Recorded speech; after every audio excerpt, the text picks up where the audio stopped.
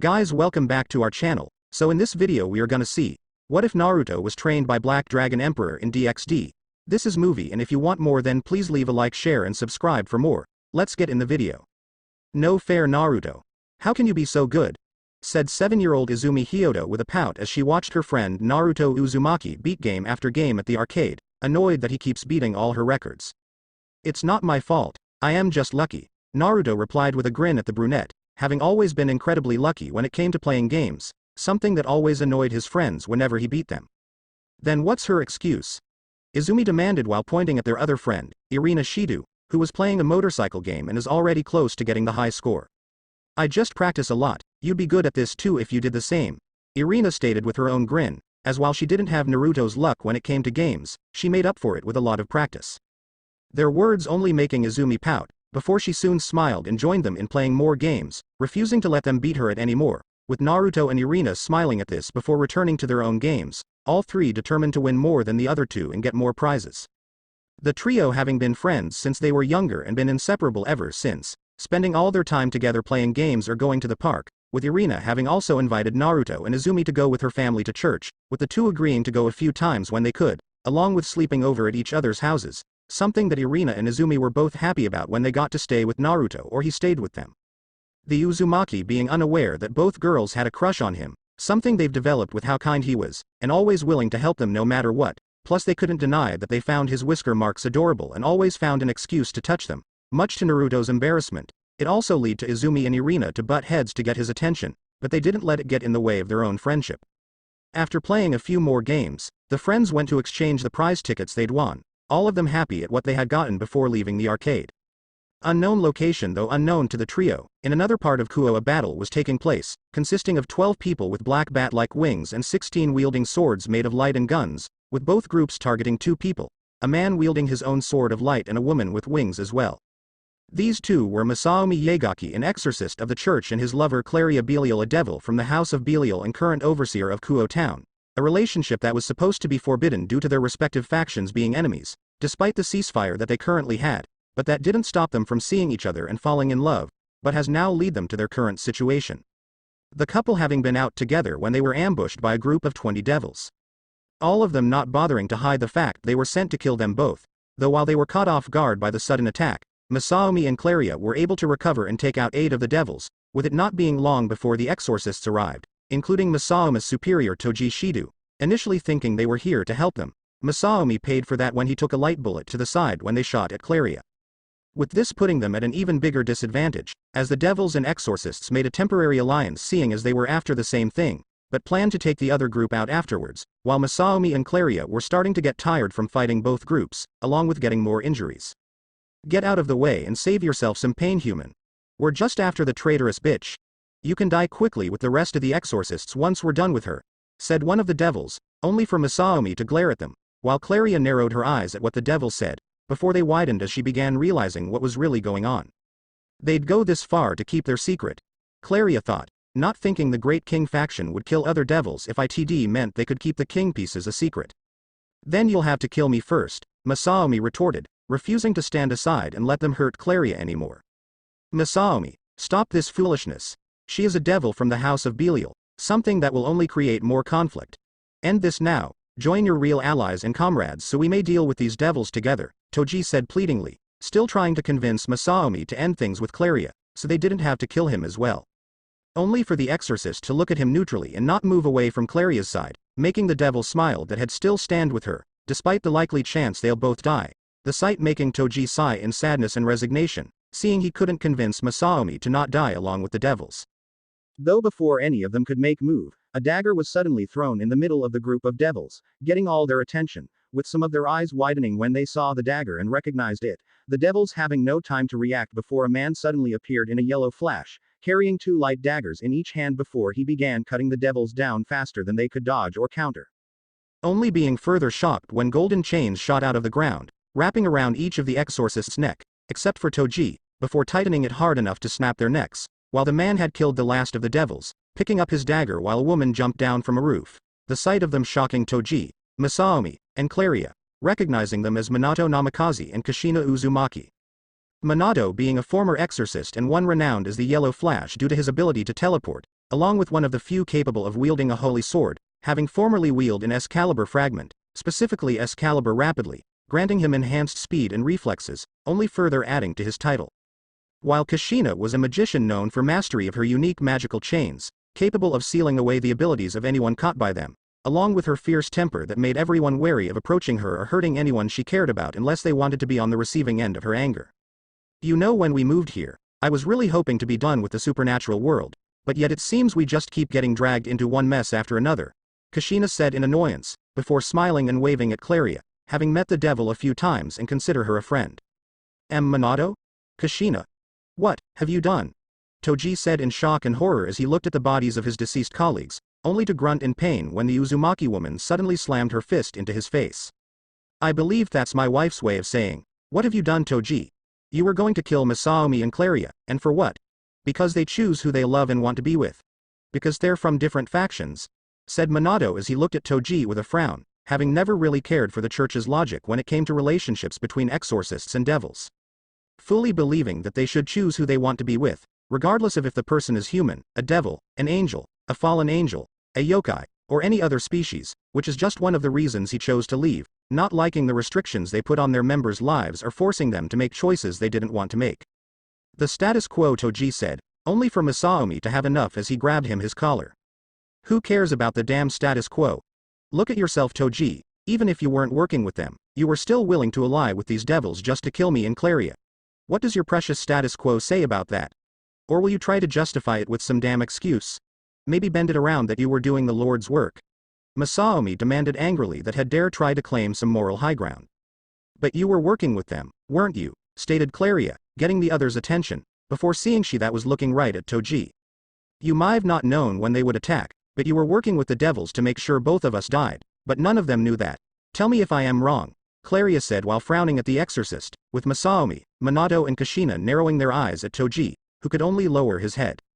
I admit it. Yes, I was aware that devils would be sent after the two of you, after both sides failed to split you apart. Zekrom Biel and I, we agreed to a temporary alliance that no one was aware of, that we'd work together to kill you both, as a means to maintain our respective rules and status quo. I knew when the attack would take place and so did Zekrom, but everyone else, it would simply be an unexpected coincidence, Toji confessed, much to Masaomi's growing anger. A traitor and a hypocrite then. Masaomi shouted, raising his sword, wanting nothing more than to kill Toji, before simply tossing him on the ground and went back over to Claria as he hugged her, simply relieved she's still alive. Thank you. Both of you, said Masaomi to Minato and Kushina, knowing he and Claria were indebted to them, with both adults nodding in response before looking back at Toji. Tell me something, Toji. What would you have done if Irina learned what you did? Kushina said, making Toji freeze and look at them with wide eyes. Did you even think for 1 second about that? How this would affect your family, betraying the rules you claim to be enforcing? How do you think Irina would react? If she became an exorcist, became proud to be just like you, only to learn you helped get Masaomi and Claria killed? That you worked with devils to make it happen? Would you even be able to look at her? Questioned Kushina while glaring at Toji, who shook as he imagined his daughter smiling up at him, proud to become an exorcist like her father. Only for the expression turn into one of shock, horror, and disgust that he betrayed his beliefs and murdered his own colleague and subordinate, just to maintain a status quo that he, himself, would have broken to do so. It doesn't have to be that way, though. You can still try and make things better, starting by simply letting them live in peace, Minato said while motioning to Masaomi and Claria, with the exorcist looked at the couple, really looked and saw how close they were, not seeing anything strange or abnormal, they just looked, relieved to still be alive. Masaomi, you're truly happy with this with Claria? Toji said, with Masaomi nodding in response. I am, stated Masaomi, with Claria kissing him on the cheek. We both are, Claria said while smiling at her lover, with Toji standing up before bowing lowly to them. Then, all I can ask is for forgiveness, said Toji, with Masaomi frowning at his superior and now former friend, not sure if he could ever forgive him. There's nothing to forgive, you were just being used like everyone else here, Claria said while getting everyone's attention. What are you talking about? Questioned Minato, wondering what she meant. This wasn't about maintaining the status quo or the rules. Maybe for the exorcists it was, but the devils, they only saw an opportunity to kill me. For Zekrom, this wasn't about maintaining the status quo. It was eliminating me for what I know, Claria replied, making them all frown at what she could know that warrant death. And what do you know, exactly? Kushina asked, since it had to be important if Zekrom Biel of all devils would want her dead. That I unfortunately can't tell you, not out of mistrust, but if it was discovered that you all knew as well, you'd be targeted as well. You and your families, said Claria, knowing she can't share the existence of the king pieces, not if ITD simply make them targets as well. Well, whatever it is, if it's important enough that you're marked for death, then both of you need to disappear, Minato stated, with Masaomi and Claria nodding in agreement, knowing it isn't safe in Kuo anymore. I can help with that, as far as anyone will know. I was the only survivor and both of you were executed as instructed, while the bodies had been destroyed beyond recognition, said Toji, wanting to do what he can to make amends. With Masaomi and Claria being surprised at the offer of help, before nodding in thanks, glad that they'll be able to go into hiding and not worry of being hunted down. Timeskip 2 weeks. What do you mean we're leaving? Naruto said, frowning in confusion at his parents.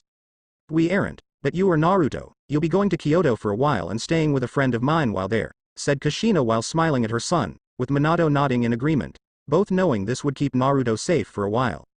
After dealing with the exorcists and devils sent to kill Masaomi and Claria, the two had managed to fake their deaths before going into hiding, not telling anyone where they'd go just to be safe, while Toji had taken his family to England, claiming it was work-related, something that saddened Naruto and Izumi at seeing Irina leave.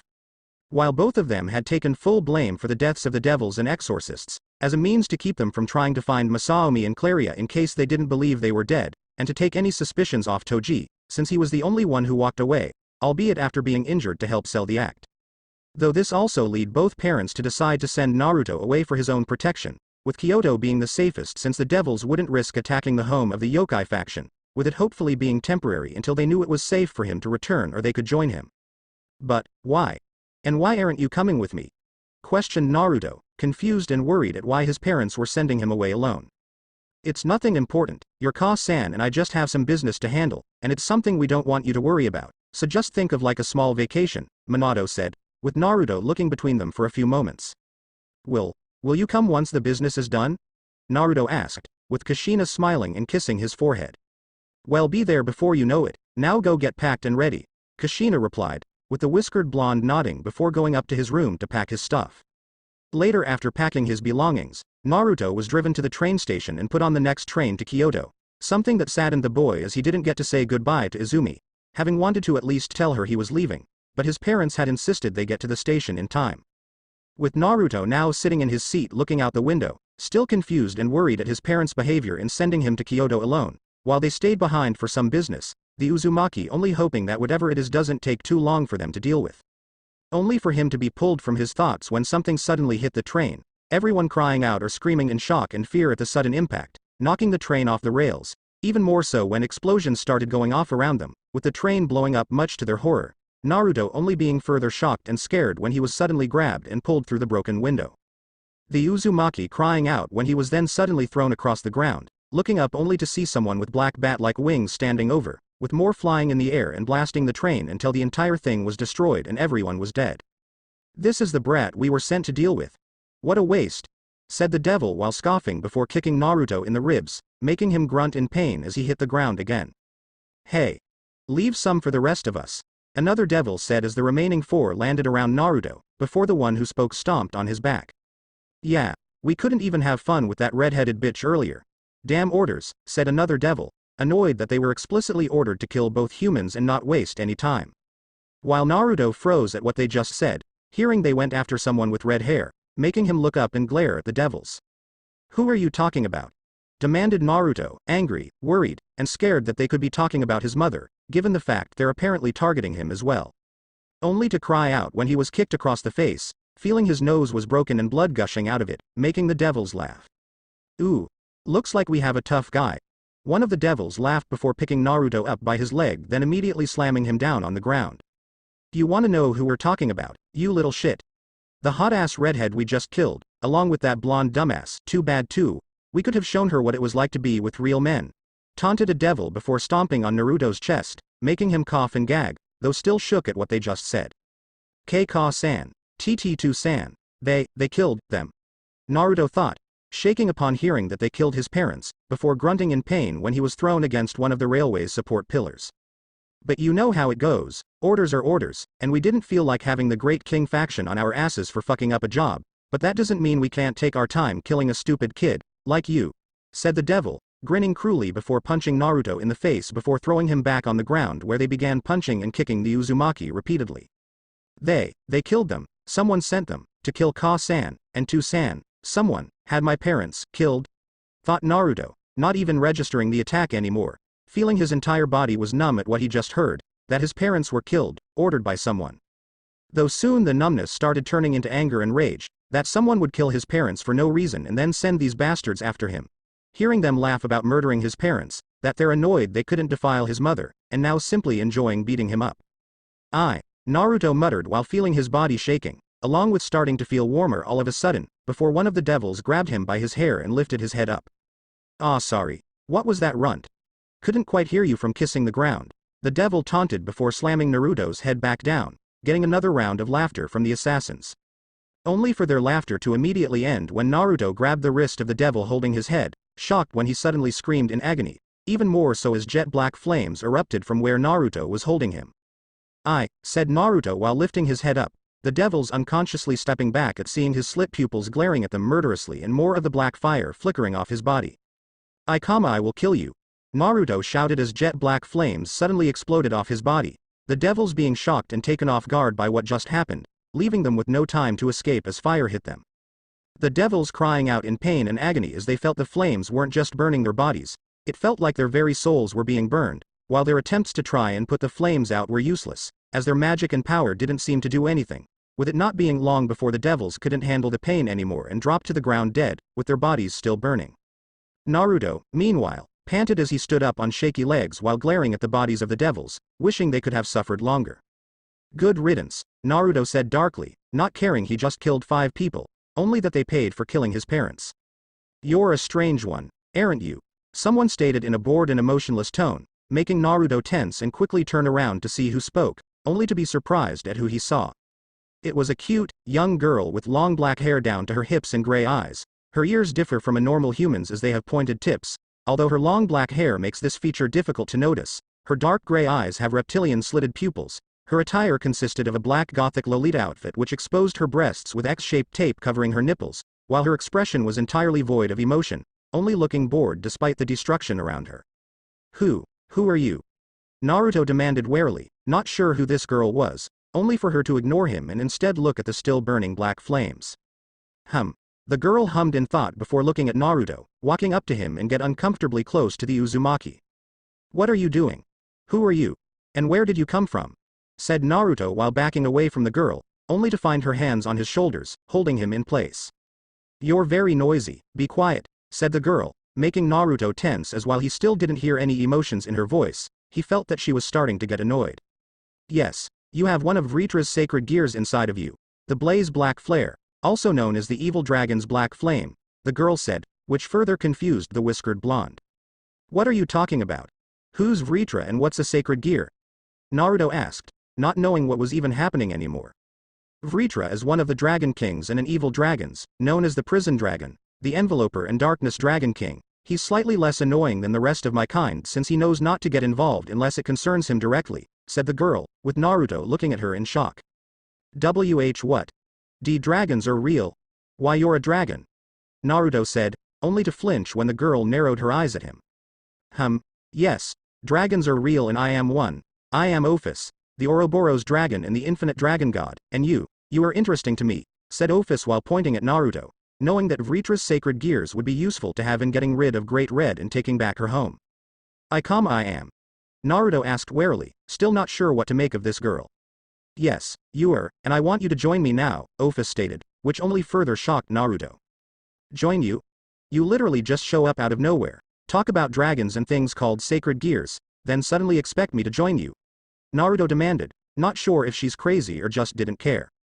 Yes, Ophis replied like it was obvious, the Uzumaki only able to look at her with wide eyes before shaking his head and looking at her with narrowed eyes. Why would I join you at all? All I know is your name. What would you even give me in return for joining you? Questioned Naruto, not sure if he wanted to trust her or join her for whatever reason she wanted him. What if I could help you gather the rest of Vritra's sacred gears? As right now you only have one, while the others are still out there for you to collect, each with a powerful ability for you to access, that's only made stronger when used together. In addition to that, I shall also grant you one wish. said Ophis, with Naruto being surprised at the offer before freezing at the second part. Can you bring back the dead? Naruto asked, since the only thing he really wanted was his parents back, only for that hope to be dashed when Ophis shook her head. Unfortunately, that's beyond even my power since it's unlikely that those devils left their bodies intact, Ophis replied, doubting the devils would have left the bodies in good enough condition to be revived, making Naruto clench his fists that he couldn't bring his parents back.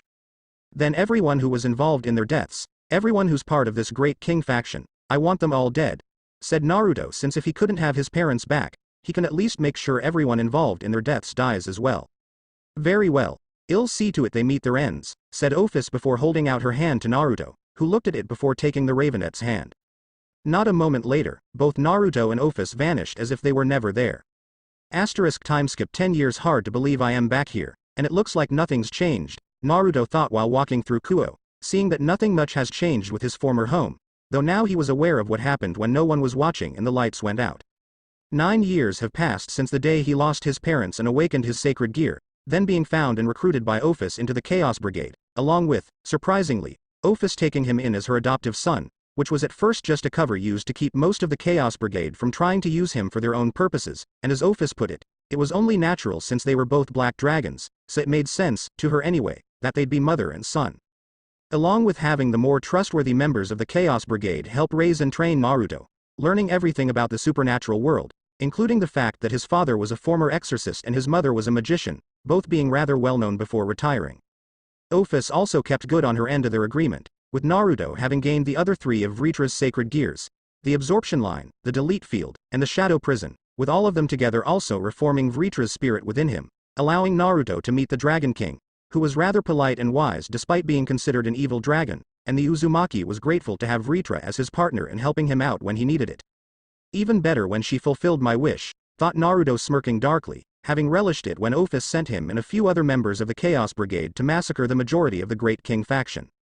Everyone involved in his parents' murder, with Naruto personally killing Zekrom Biel while making sure he suffered for what he did.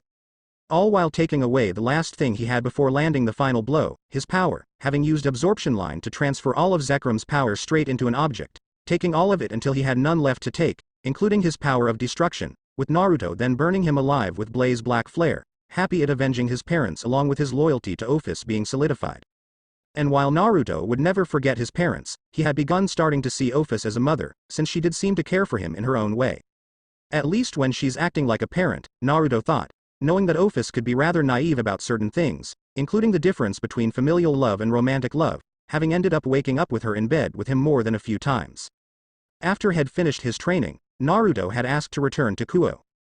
Something that Ophis allowed, but only if he had someone accompany him to watch and guard him, something he protested against since he could handle himself just fine, which Ophis didn't deny, but did remind him there are still beings far stronger than him, which Naruto to accept, knowing it was true, leading to him being accompanied by Kuroka to Kuo, with her currently being in her cat form and resting on his shoulder, looking around in interest at the town. And Naruto? Said a familiar and shaky voice, pulling Naruto from his thoughts as he looked, only for his eyes to widen when he saw it was Izumi. Seeing she had grown into a beautiful young woman and had a voluptuous figure, with her hair now going down to her hips, and her attire consisting of a white long-sleeved, button-down shirt with vertical linings, a black ribbon on the collar, a black shoulder cape and matching button-down corset, a magenta skirt with white accents, thigh-high black socks, and brown Mary Janes. Izumi. Naruto said in surprise at seeing her, before smiling at the brunette, happy to see his friend again. Before grunting when Izumi launched herself at him, wrapping her arms around him tightly before Naruto heard her start crying into his chest. Naruto, you're alive. I heard what happened to your parents and I thought that yo you died tt2. Izumi cried, overjoyed and relieved to see he's still alive, with Naruto wincing at hearing this, now feeling like a dick at not doing something to contact her or Irina sooner. I am sorry Izumi, I didn't mean to hurt you like that, but, I had been attacked by the same people who killed my parents. It was only thanks to someone arriving and saving me that I am still alive, so I went with them, since they offered to help me and so I could learn to protect myself as well as those I care about, including you, Naruto said, looking at Izumi and wiping the tears away before hugging her. I am sorry you had to go through that, but I promise I am not going anywhere again, said Naruto, not wanting to hurt his friend again, with Izumi sniffling and nodded. You better, said Izumi, happy to have him back before she took notice of Kuroka resting on Naruto's shoulder, who was looking at her curiously, making the brunette smile and pet her. Oh, and who's this cutie? Izumi asked, with Naruto smiling at Kuroka purred from Izumi's petting. This is Karara. I met her during my travels and adopted her after seeing she had nowhere to go. I actually just arrived back in Kuo now and plan to enroll into Kuo Academy once I get settled in, said Naruto, making Izumi smile joyfully upon hearing this. Really? That's great, since Kuo Academy was the school I got to. If you're enrolling, I can show you around if we're in the same homeroom. Izumi said excitedly at having her friend attending Kuo with her. Huh. That's great and hopefully we're in the same homeroom, since it'd be nice having a friend around, Naruto stated before they began walking around Kuo and reconnecting. With Izumi taking the chance to look her friend over and see how much he's changed, seeing that he still had the same spiky blonde hair, his skin looked to be a little paler, and his eyes were a darker purple color as well, while his attire consisted of black boots, black pants with purple lining on the sides tucked into them, a dark purple shirt, and a dark gray jacket with purple edging. Naruto's gotten really handsome, thought Izumi while blushing at her friend's looks, before smiling lewdly at remembering how hard his arms and chest felt when she hugged him. I wonder what other parts of him are that hard. I can't wait to make him into a harem king. Izumi thought as her blush grew more intense, along with the images appearing in her mind. So what have you been doing? Naruto asked while looking at Izumi, who quickly shoved the images to the back of her mind, for now anyway. Nothing much, though I did join the kendo team after entering Kuo Academy and met 2 other girls there, Murayama and Katase. They're really great and some of the best members of the team. I also joined the archery club and wrestling club to widen my overall arsenal fighting style, replied Izumi, smiling as she thought of her other friends. Then I can't wait to meet them, and I've actually learned how to use a sword as well. If you want, we could spar later or when I am enrolled in the academy, offered Naruto, since Ophis had also given him a very special sword as well in addition to Vritra's sacred gears. Yeah, that'd be really great, but what about you? What have you done over the years? Questioned Izumi, curious about what Naruto's been doing. A little bit of everything. I've traveled a lot and been to practically every country, meeting a lot of interesting people, some good, some bad, and ones that I simply didn't like, Naruto said, having met members of plenty of different factions and pantheons, some he could call friends and others as enemies. That's cool and lucky, getting to see so many new places, Izumi said while smiling at the whiskered blonde, who nodded in agreement. It was pretty great. Maybe when we're able to, I can show you some of the places I've been to and introduce you to some of the friends I made along the way, Naruto said, making the brunette's smile widen. I'd really like that, Izumi replied, wanting to know more about what Naruto's been up to, along with seeing if there's any girls she could recruit into the harem that she plans to make for him. Naruto-kun, I hate to interrupt, but you should know that your friend is in possession of a sacred gear, a powerful one from what I am sensing, Kuroka said via telepathy, having sensed something coming from Izumi and could confirm she had a sacred gear. She's right, partner, I sense it as well. Whatever gear the girls has, it's powerful and draconian in origin, added Vritra, sensing the sacred gear that Izumi has is of draconian origin, only being unable to pinpoint what dragon it could originate from. With this worrying Naruto, since not only did Izumi have a sacred gear, but that it was a dragon-type sacred gear was even more worrying, given that dragon-type sacred gears are some of the most powerful ones, even the common and weaker ones like twice critical can be powerful and dangerous in the hands of the right wielder. And depending on how powerful the sacred gear is, it could also cause Izumi to go into a berserker rage and have to be put down before she could kill anyone. That's not even counting the target it'd put on her back by those who'd want to recruit her or kill her, both thoughts making Naruto clench his fists, refusing to let anything happen to Izumi. I won't lose anyone else I care about, never again, thought Naruto before taking Izumi's hand in his own, making her look at him in confusion. Sorry, I just really missed you Izumi, Naruto said, making Izumi smile and blush lightly while squeezing his hand gently. I missed you too, Naruto, replied Izumi as they continued walking and reconnecting with each other. Later once it started getting late, Naruto walked Izumi home, where they traded farewells before Naruto headed home as well, though once he was far enough away from Izumi's home, the Uzumaki stopped in his tracks. You gonna keep hiding or will you come out now, Naruto said to seemingly no one, before turning around to see his followers step out of their hiding spot. With it being a petite girl with white hair and gold eyes, the front of her hair has 2 long bangs going past her shoulders and several loose bangs hanging over her forehead, while the back has a short bob cut. She also wears a black cat-shaped hair clip on both sides of her hair, with her wearing the same uniform Izumi was wearing, minus the shoulder cape. Who are you? Naruto asked warily, with the girl being just as wary, with neither of them lowering their guard. Kaneko Taju, Rook of Rias Gremory, replied Kaneko after a few moments. Naruto Uzumaki, Naruto introduced before they fell silent again, measuring each other up. What is your relationship with Izumi-senpai? Kaneko asked, only to see Naruto tense and narrow his eyes at her. What does your king want with Izumi? Demanded Naruto, now suspicious and protective if devils were watching Izumi, with Kaneko tensing at the chance of having to fight Naruto.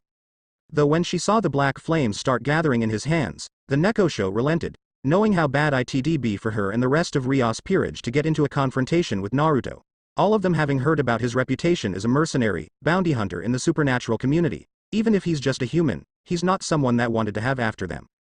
Bucko wishes to recruit Senpai into her peerage. I was asked to observe her until then, Kaneko revealed, only to see Naruto didn't lower his guard or extinguish his flames. Then why didn't she just ask Izumi like a normal person, instead of having you watch her? Naruto said, knowing the extent that devils would go to recruit new peerage members and how poorly devils can treat those in their peerages. There was a reason there is a growing number of stray devils. Some would simply choose being on the run than being used and abused by cruel masters, even after the underworld fell under the full control of the Four Mao after the majority of the Great King faction was wiped out, since they were still just 4 devils despite their power and reputation, and against a majority of noble elitists that were afraid of losing their power, it would only result in another civil war among the devils, something that they desperately wanted to prevent. Do you not trust devils, or just not want your friend to be one? Questioned Kaneko warily, given how Naruto was a bit of a controversial figure among the devils, especially for the Gremory family and Biel family, with his hand in the Great King faction's destruction while having brutally killed Zekrom himself. No, it's not that I don't trust devils. I have some friends who are devils despite my shaky relationship with the faction. Overall, with them consisting of both naturally born devils or reincarnated as ones, if Izumi becomes one, I'll respect her choice and still care about her no matter what, especially if it helps her in manifesting and learning to control her sacred gear, Naruto replied, shocking Kaneko that he already knew about Izumi's sacred gear. But she's my friend, one of my closest and oldest friends in fact. So I simply want to make sure the devil who recruits her treats her right, and given the fact that your king is having you spy on her, that makes me think I can't trust her to look after or treat Izumi right. The only reason I am even hearing you out now, is I know the Gremory family have a reputation of treating their servants and peerage members kindly, even if they're one of the devil families I have the worst relationship with, added Naruto, making Kaneko frown at his words. Bucko has no negative intentions towards Izumi-senpai, and she is kind to all her peerage members, Kaneko stated in Rias' defense, with Naruto not looking convinced but extinguished his flames. I'll be the judge of that. Set up a meeting between me and your king, and I'll see if she only has kind intentions towards Izumi, said Naruto, wanting to meet Rias himself to determine her intentions, with the Nekosho nodding in response. Very well. I'll inform Bucko that you want to meet her. We're based in Kuo Academy as the Occult Research Club and our base is the old school building. One other thing, Bucko's friend Sona Citri is also based here in Kuo with her peerage being the student council, said Kaneko, informing him of Sona and her peerage to avoid any misunderstandings, with the whiskered blonde nodding in response. That works for me. I plan to enroll into Kuo Academy anyway. I'll meet with your king then, but let me make this perfectly clear. If anything happens to Izumi, anything that you or the rest of your king's peerage could have prevented, I'll hold you all responsible.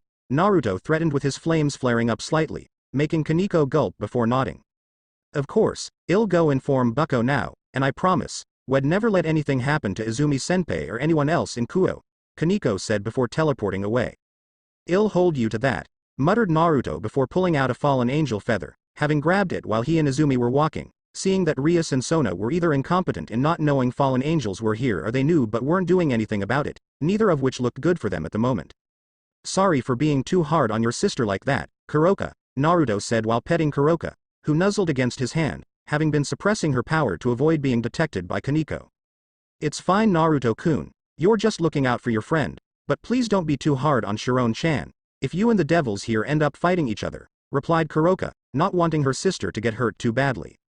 I'll try, but it'll depend on Kaneko, said Naruto since he didn't want to hurt his friends, physically or emotionally, he also won't hold back against those that threaten them.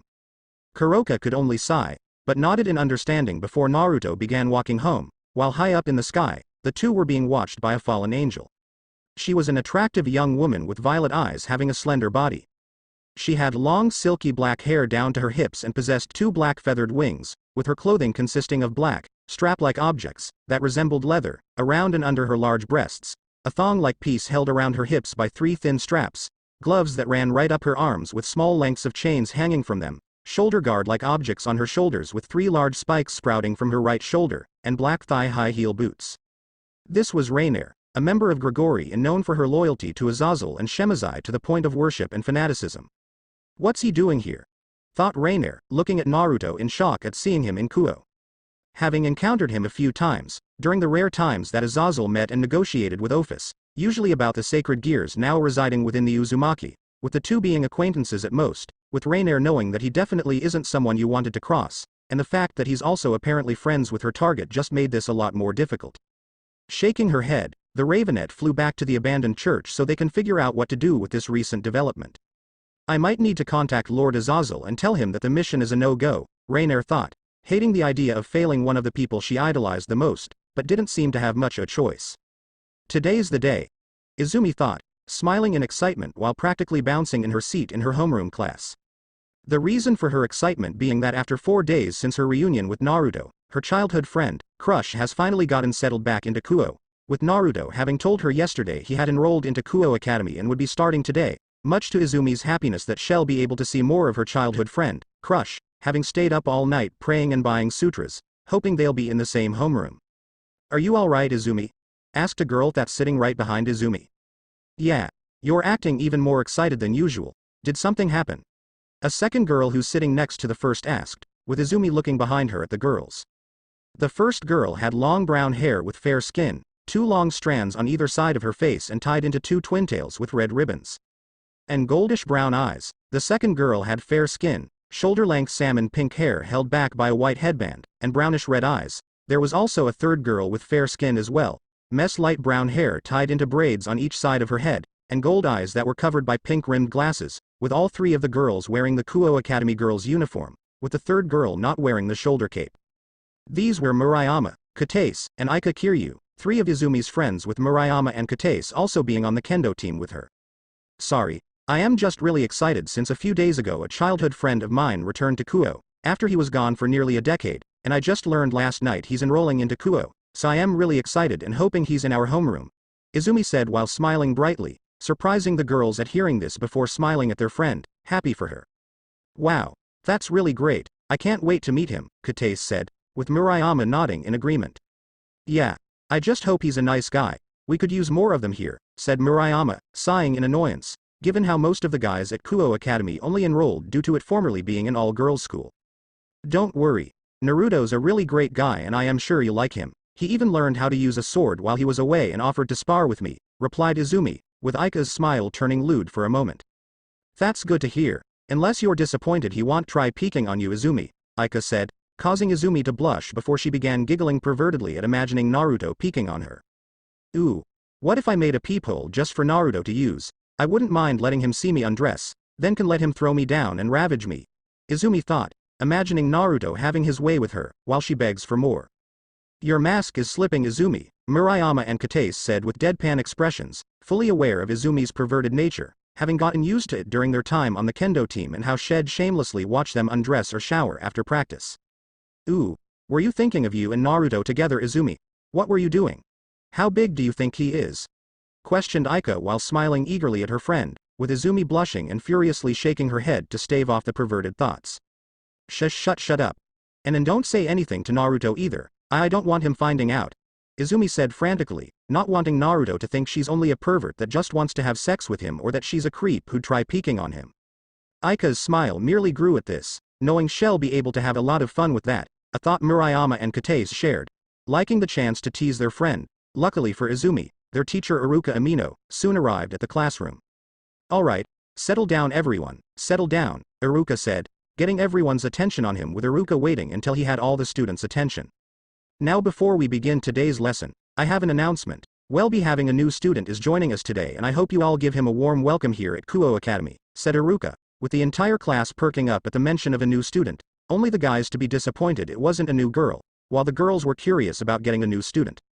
While Izumi's happiness grew before she began mentally cheering and dancing when Naruto walked in, happy that her friend, Crush, was in her homeroom. Hello everyone. I am Naruto Uzumaki, it's nice to meet you all and hope you treat me kindly, Naruto greeted with a smile and a bow, getting different reactions from the class, with some of the girls looking at him with hearts in their eyes while the guys glared at him. We just got another prince. Look at those cute whisker marks. He's so handsome. Damn it. Now we have another pretty boy bastard to deal with. Him and Yuto won't leave any girls for the rest of us. Alright, quiet down everyone. Iruka said loudly, silencing the class before he looked at Naruto. We're glad to have you joining our class, Naruto. Please take the seat next to Izumi over there, said Iruka, with the Uzumaki nodding before he went and sat beside Izumi, smiling at his friend who returned it. Yes. Naruto's not only my homeroom, but he's sitting next to me. Izumi thought joyfully that she had her childhood friend this close to her. You look happy, Izumi. Did something good happen? Naruto asked in amusement, chuckling slightly when she punched him lightly on the shoulder. Don't act like you don't know, though I am really happy that we'll be seeing a lot more of each other now, replied Izumi, with the whiskered blonde nodding in agreement. Yeah, it's nice to have a familiar face who can help show me around. This place is definitely a lot bigger than I was expecting, said Naruto, having heard Kuo Academy had a primary division, a high school division, and a college division, but it's much larger than he expected. I know, it can take a while to get used to it and find your way around, but it's really great and there are plenty of different clubs to join as well, Izumi said, having been surprised herself by Kuo when she first enrolled. By the way, Naruto, I've been wondering, where exactly are you staying? Questioned Izumi, wondering where Naruto was staying since she hadn't seen his home, given she doubted he'd stay in his family's old home after what happened. I got a place just outside of town in the forest. I can show it to you later if you want, Naruto replied, having gotten the place specifically so he could have some privacy to train, and in the event he was attacked by anyone who manages to get past the defenses, it will let him deal with any enemies without worry. That'd be really great, Izumi while smiling at the chance to see where Naruto is staying before they both looked ahead when the lecture started. Though unseen to them, Aika passed both Murayama and Kate's notes, with both girls blushing brightly at what they were before quickly hiding them, though the two gave a few quick glances at Naruto before looking away with red faces, making Aika mentally giggle at messing with her friends. Later after class ended and break started, Izumi had begun showing Naruto around Kuo Academy along with introducing him to Murayama, Kate, and Aika. So, you two were in the Kendo Club with Izumi. Are you part of any other clubs? Naruto asked while looking at Murayama and Kate.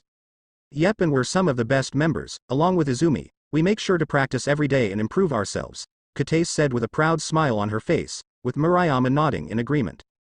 That's right, though we aren't part of any other clubs like Izumi is, but we have considered the archery club after watching Izumi practice a couple times and it looks pretty fun, said Murayama as they both considered joining Izumi in practicing archery.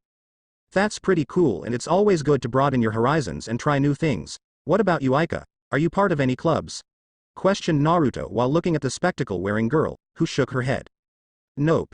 I am not really interested in any clubs, but it certainly is fun watching Izumi handle a sword, Aika said grinning at Izumi, who blushed at the words and the double meaning behind them. Yeah, Izumi really knows what she's doing and the right grip to have in handling one, Murayama added, smirking slightly at the brunette as her blush deepened while she tried holding off her perverted imagination. In fact, she was really eager to show you how great she is at using a sword, said Kate, enjoying the sight of Izumi struggling to maintain her composure. Yeah, she mentioned that when she first met up, and I am eager to see what you can do, Izumi. I am sure you've got some great moves and we could even trade some ideas, Naruto said while smiling at his friend, with Izumi unable to hold back a perverted giggle. I have so many ideas for using your sword, muttered Izumi, unable to help herself, only to immediately fall silent when Naruto looked at her. What? Naruto asked, not hearing her clearly. Nothing. I was just talking about ideas for using your sword, depending on what kind it was, Izumi said quickly while thinking of an excuse, with Naruto raising a brow at her behavior. Sure, though it's kind of unique, said Naruto, knowing his blade wasn't like any other kind. Oh, don't worry. I am sure Izumi will still be more than happy to see it and help you with it, stated Aiko with a perverted grin as Izumi's face turned bright red with blood starting to drip from her nose. So Naruto, Izumi told us you've been gone for a decade. What have you been doing all that time? Kate asked, deciding to have mercy on Izumi and change the subject. Mostly traveling, training, meeting different people, and seeing a lot of new and exotic places, but it does feel good to finally stay in one place now, less worrying about suddenly deciding to leave and going somewhere else, replied Naruto, glad for the chance to relax and stay in one place, even better that it lets him see his friend again. That sounds really nice, getting to travel across the world like that, but what kind of people have you met? Questioned Murayama, with Naruto smirking slightly. It'd be easier asking the kind I haven't met yet, since I've met every kind of person you could imagine, Naruto said, much to their surprise, but it only made them more curious to learn more about his journeys. Though before they could ask anything else, the girls were surprised when Kaneko suddenly walked up to them, not expecting the school's mascot to approach them. Bucko will see you now, Kaneko said while looking at Naruto, only surprising the girls more that she's talking to Naruto and that Rias apparently wants to meet him, along with being confused at the serious expression now on his face. Good, Izumi, would you come with me for this? Naruto asked while looking at his friend, wanting her to come since this also involved her, which only confused Izumi further. I guess so, would that be alright? Said Izumi, looking at Kaneko since she seemed to only be bringing Naruto, with the white-haired girl not doing anything to stop him, knowing what he's doing. Yes, now let's go. Bucko is waiting, replied Kaneko before motioning them to follow her, leaving a confused Murayama, Katase and Ika behind, while an equally confused Izumi followed Naruto and Kaneko. What just happened? Katase asked in confusion. I am not really sure, replied Murayama just as confused, while Ika shook her head as well. The three trading looks with each other before looking back towards Naruto and Izumi following after Kaneko. Naruto, what exactly is going on? How do you know Kaneko? And why does Rias want to see you? Questioned Izumi, confused at how Naruto apparently knows Kaneko, given he didn't look confused at her appearance, even more so that one of the two great ladies wants to see him. I'll explain everything, Izumi, but not yet. Once we get to their clubhouse, I'll tell you anything you want to know, Naruto said while assuring his friend she'll get her answers. With Izumi only being able to nod slowly as that response only confused her even more, wondering what else there was to know. The three walked in silence as they exited the school and headed for the occult research clubhouse, before entering to find Rias inside, along with who Izumi recognized as Yuto Kiba, the prince of Kuo Academy, and Akeno Hamejima, the other half of the two great ladies, standing on either side of Rias. Rias is a beautiful young woman with a voluptuous body, white skin, blue-green eyes, and possessing a buxom figure. Her most distinctive feature is her long, beautiful crimson hair that reaches down to her thighs with an ahoge sticking out from the top. Her hair also has loose bangs covering her forehead and side bangs framing her face. Akeno is an equally beautiful young woman with a voluptuous figure, very long black hair, and violet eyes. Her hair is usually tied in a long ponytail, reaching all the way down to her legs with two strands sticking out from the top and sloping backward, with an orange ribbon keeping it in place. While Yuto is a handsome young man with short blonde hair, bluish-gray eyes, and a mole underneath his left eye. With all three wearing the Kuo Academy uniforms, but what surprised Izumi is the unusual serious expressions on their faces. Naruto Uzumaki. How nice of you to join us, Rias said tersely, shocking Izumi even further since this was a far cry from how Rias usually acted. Did I really have a choice?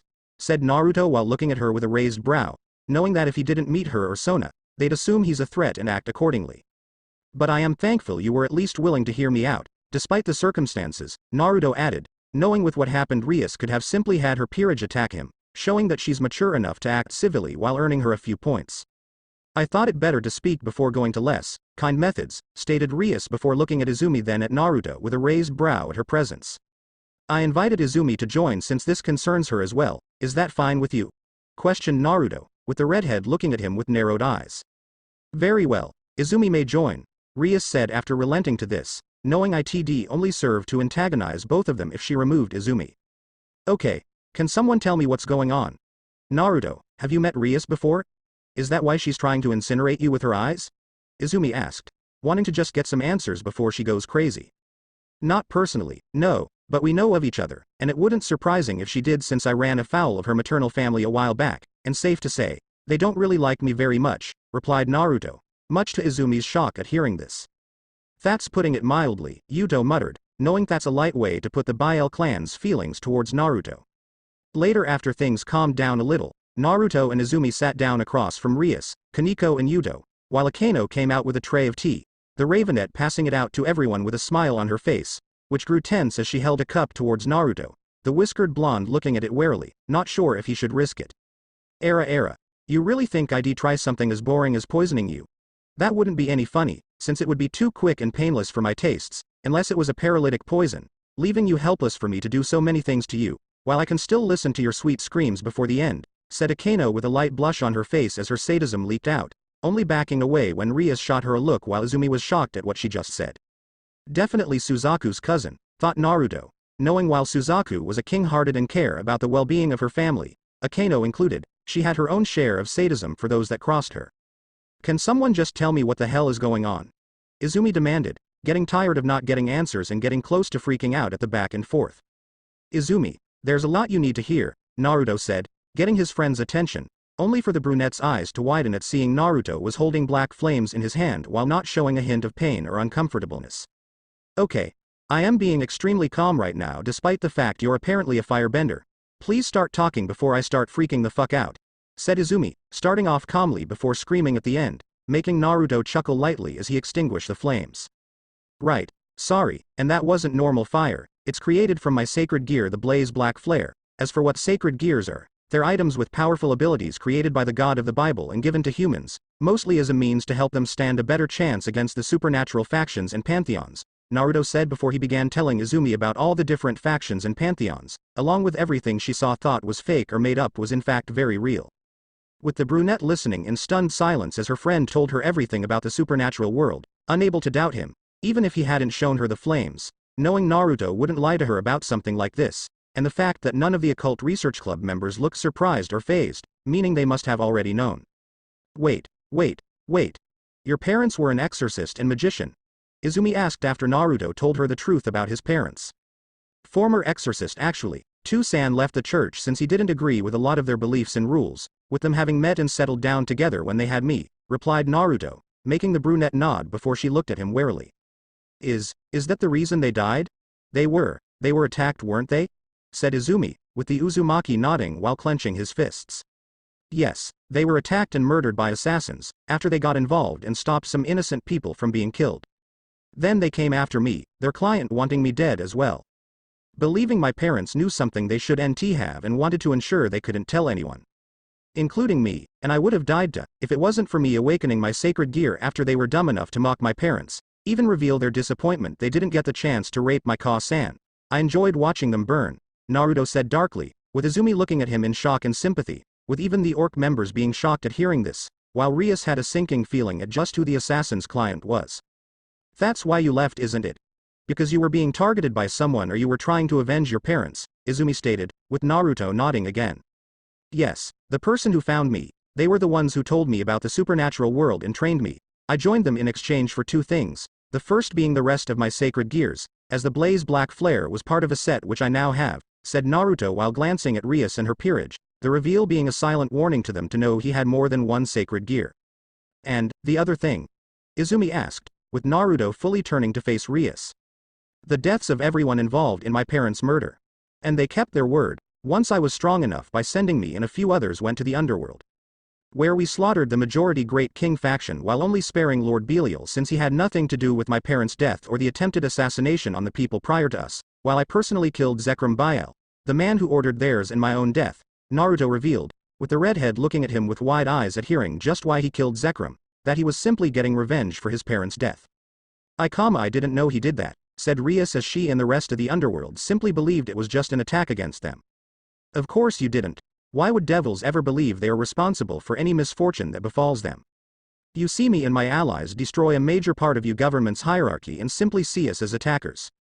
Not even caring to know the reason, only believing we're the ones in the wrong, and it's not the first time the devils have taken things at face value, choosing to only see what you want rather than what's underneath, all while simply labeling the person as evil and a threat for killing innocent devils, said Naruto, given the same thing happened with Kuroka, how she killed her former king to save her sister, only to be labeled as a stray devil.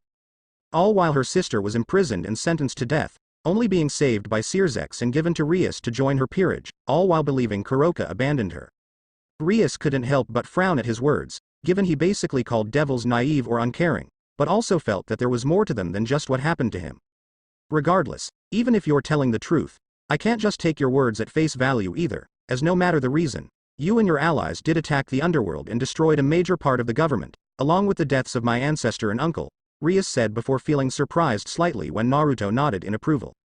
Good, then you're at least learning, you don't know me, for all you know everything I just said was bullshit, plus, I doubt your mother and relatives in the Biel clan would have the best opinion of me nor an unbiased one, something that I am certain they made sure to pass on to you, but I prefer letting my actions speak for me, anyway, Naruto replied before he looked back at Izumi. Now I am not just telling you this because you're my friend Izumi, it's also because you're involved as well, since like me, you have a sacred gear within you too, revealed Naruto, much to her shock. I have a sacred gear, Izumi said, shocked to hear this, before she started getting excited at the chance to have a powerful weapon like Naruto. Yes, but don't get too excited, while you have a sacred gear and a powerful one at that. They are incredibly dangerous to those that don't know how to use them.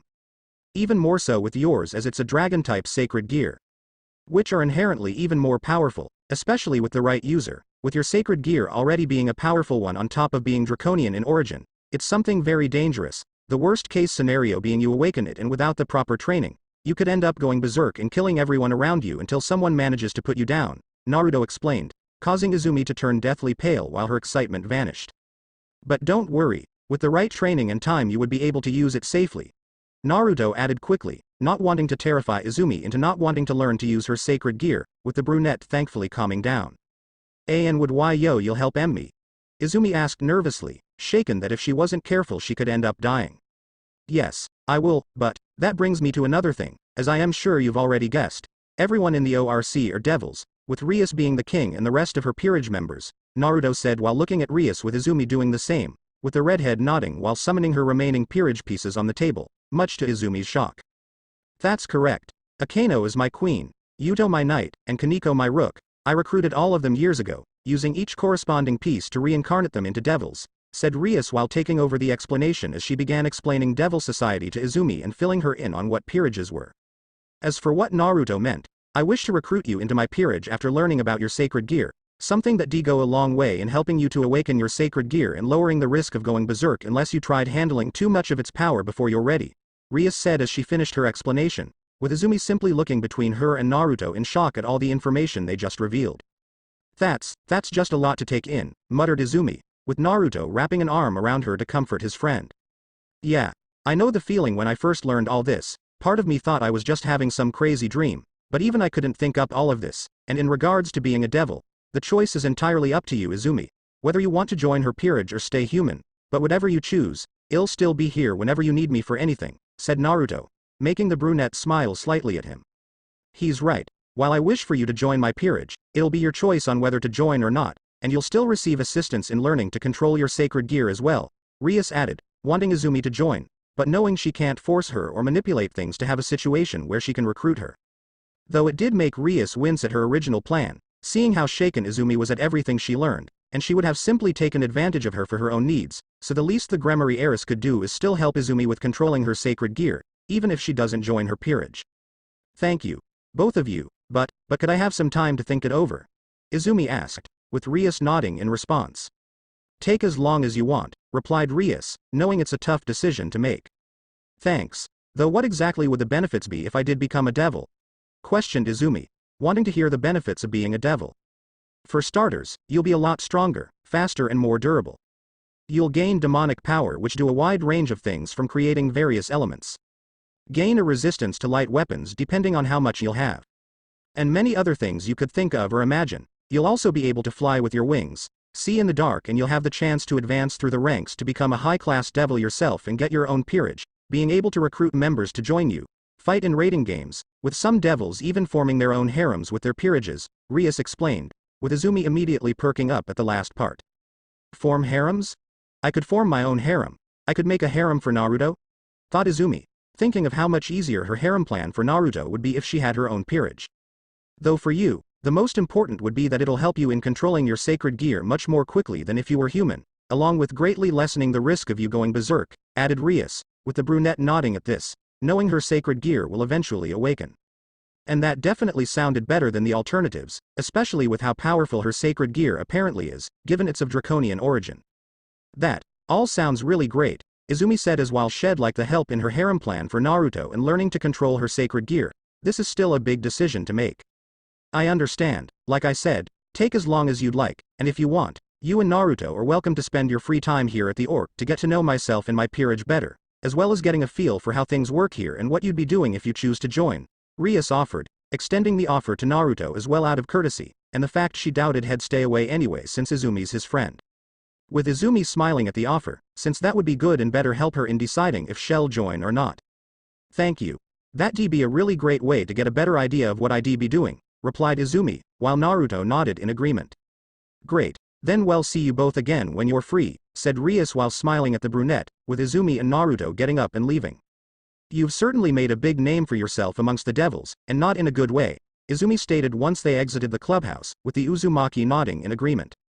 Yeah, pretty sure if they could, they would have sent more assassins after me, or maybe even Searsx Lucifer himself would have come after me, Naruto said, which only worried Izumi at the idea of Naruto being killed. Why haven't they?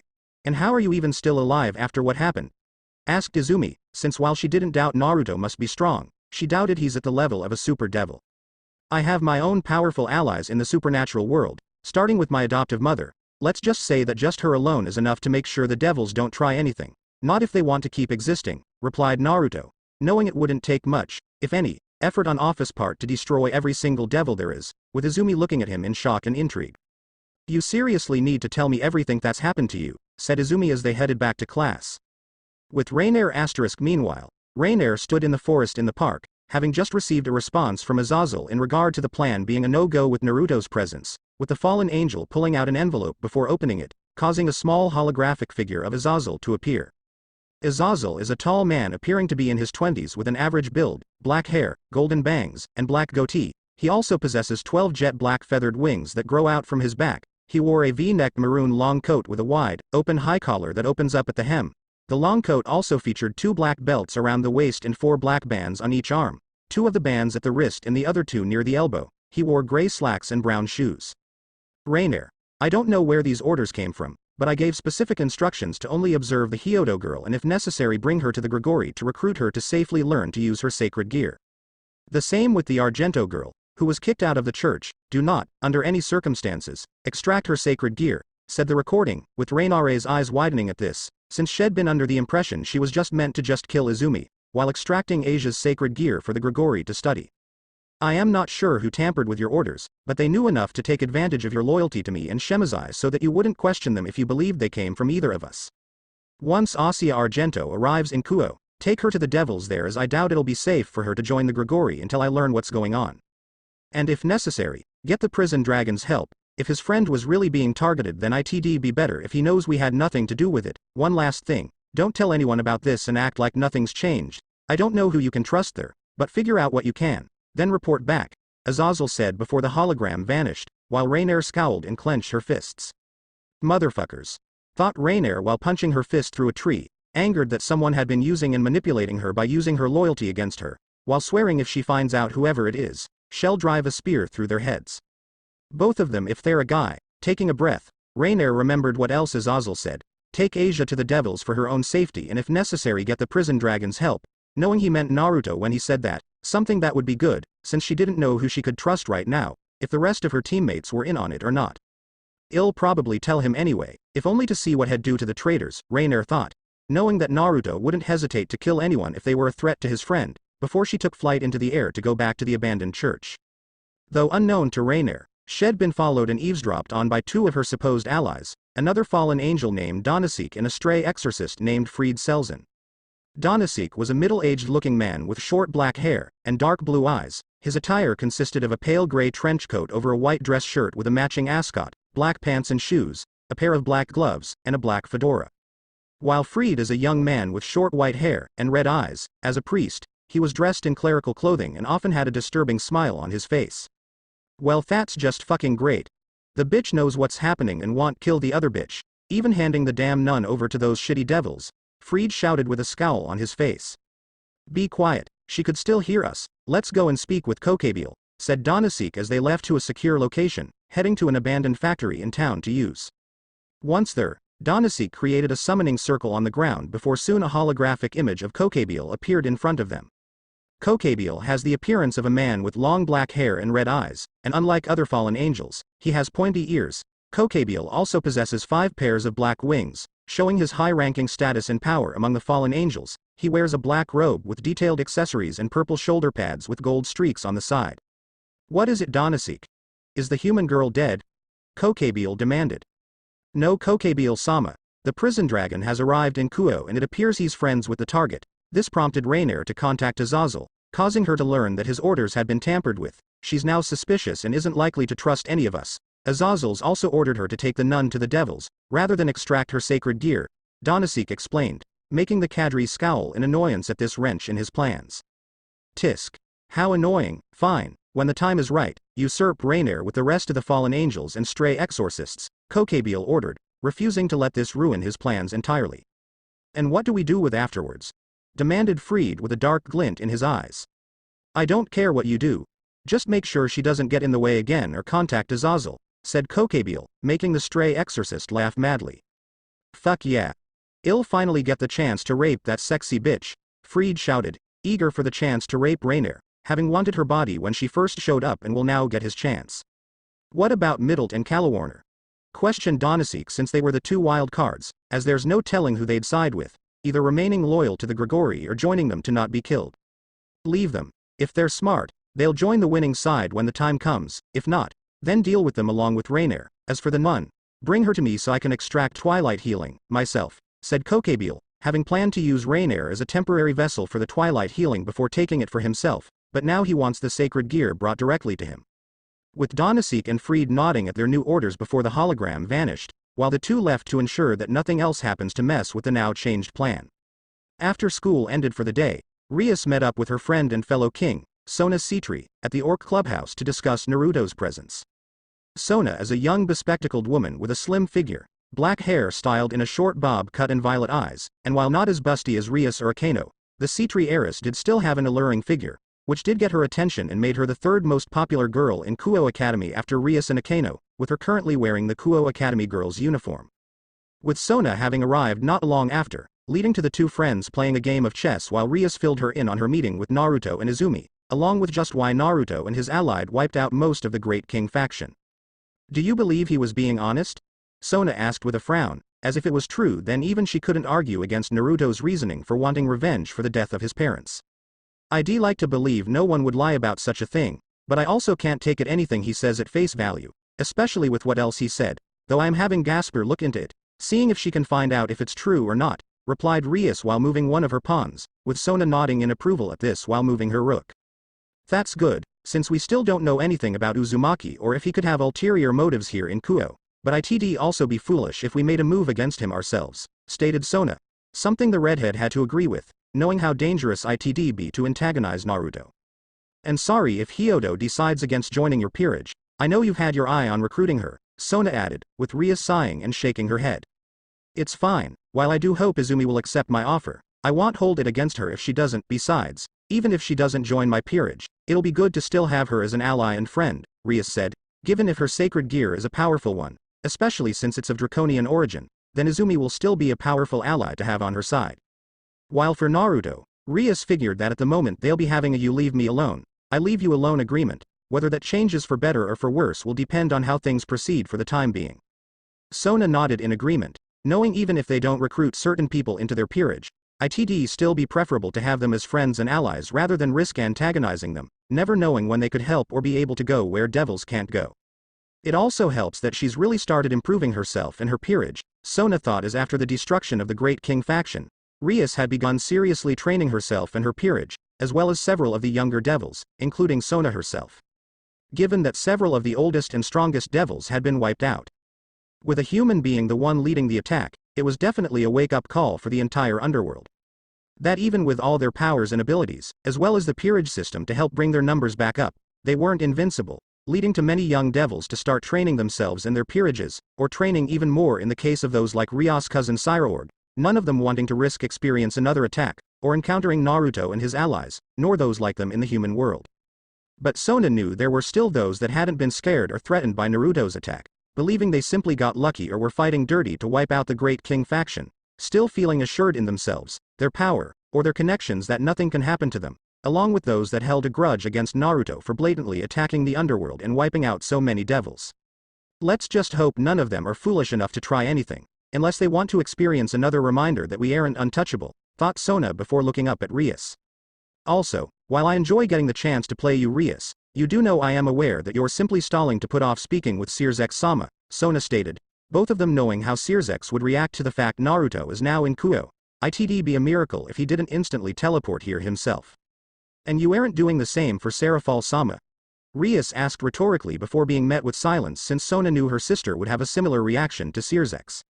Well, we can continue putting it off, in which case they'll likely end up finding out on their own, which will definitely be even worse, or we can get it over with and hopefully prevent them from doing anything drastic, said Sona after a few moments, making Rias sigh but knew her friend was right and that it'd be better to contact their respective siblings sooner rather than later.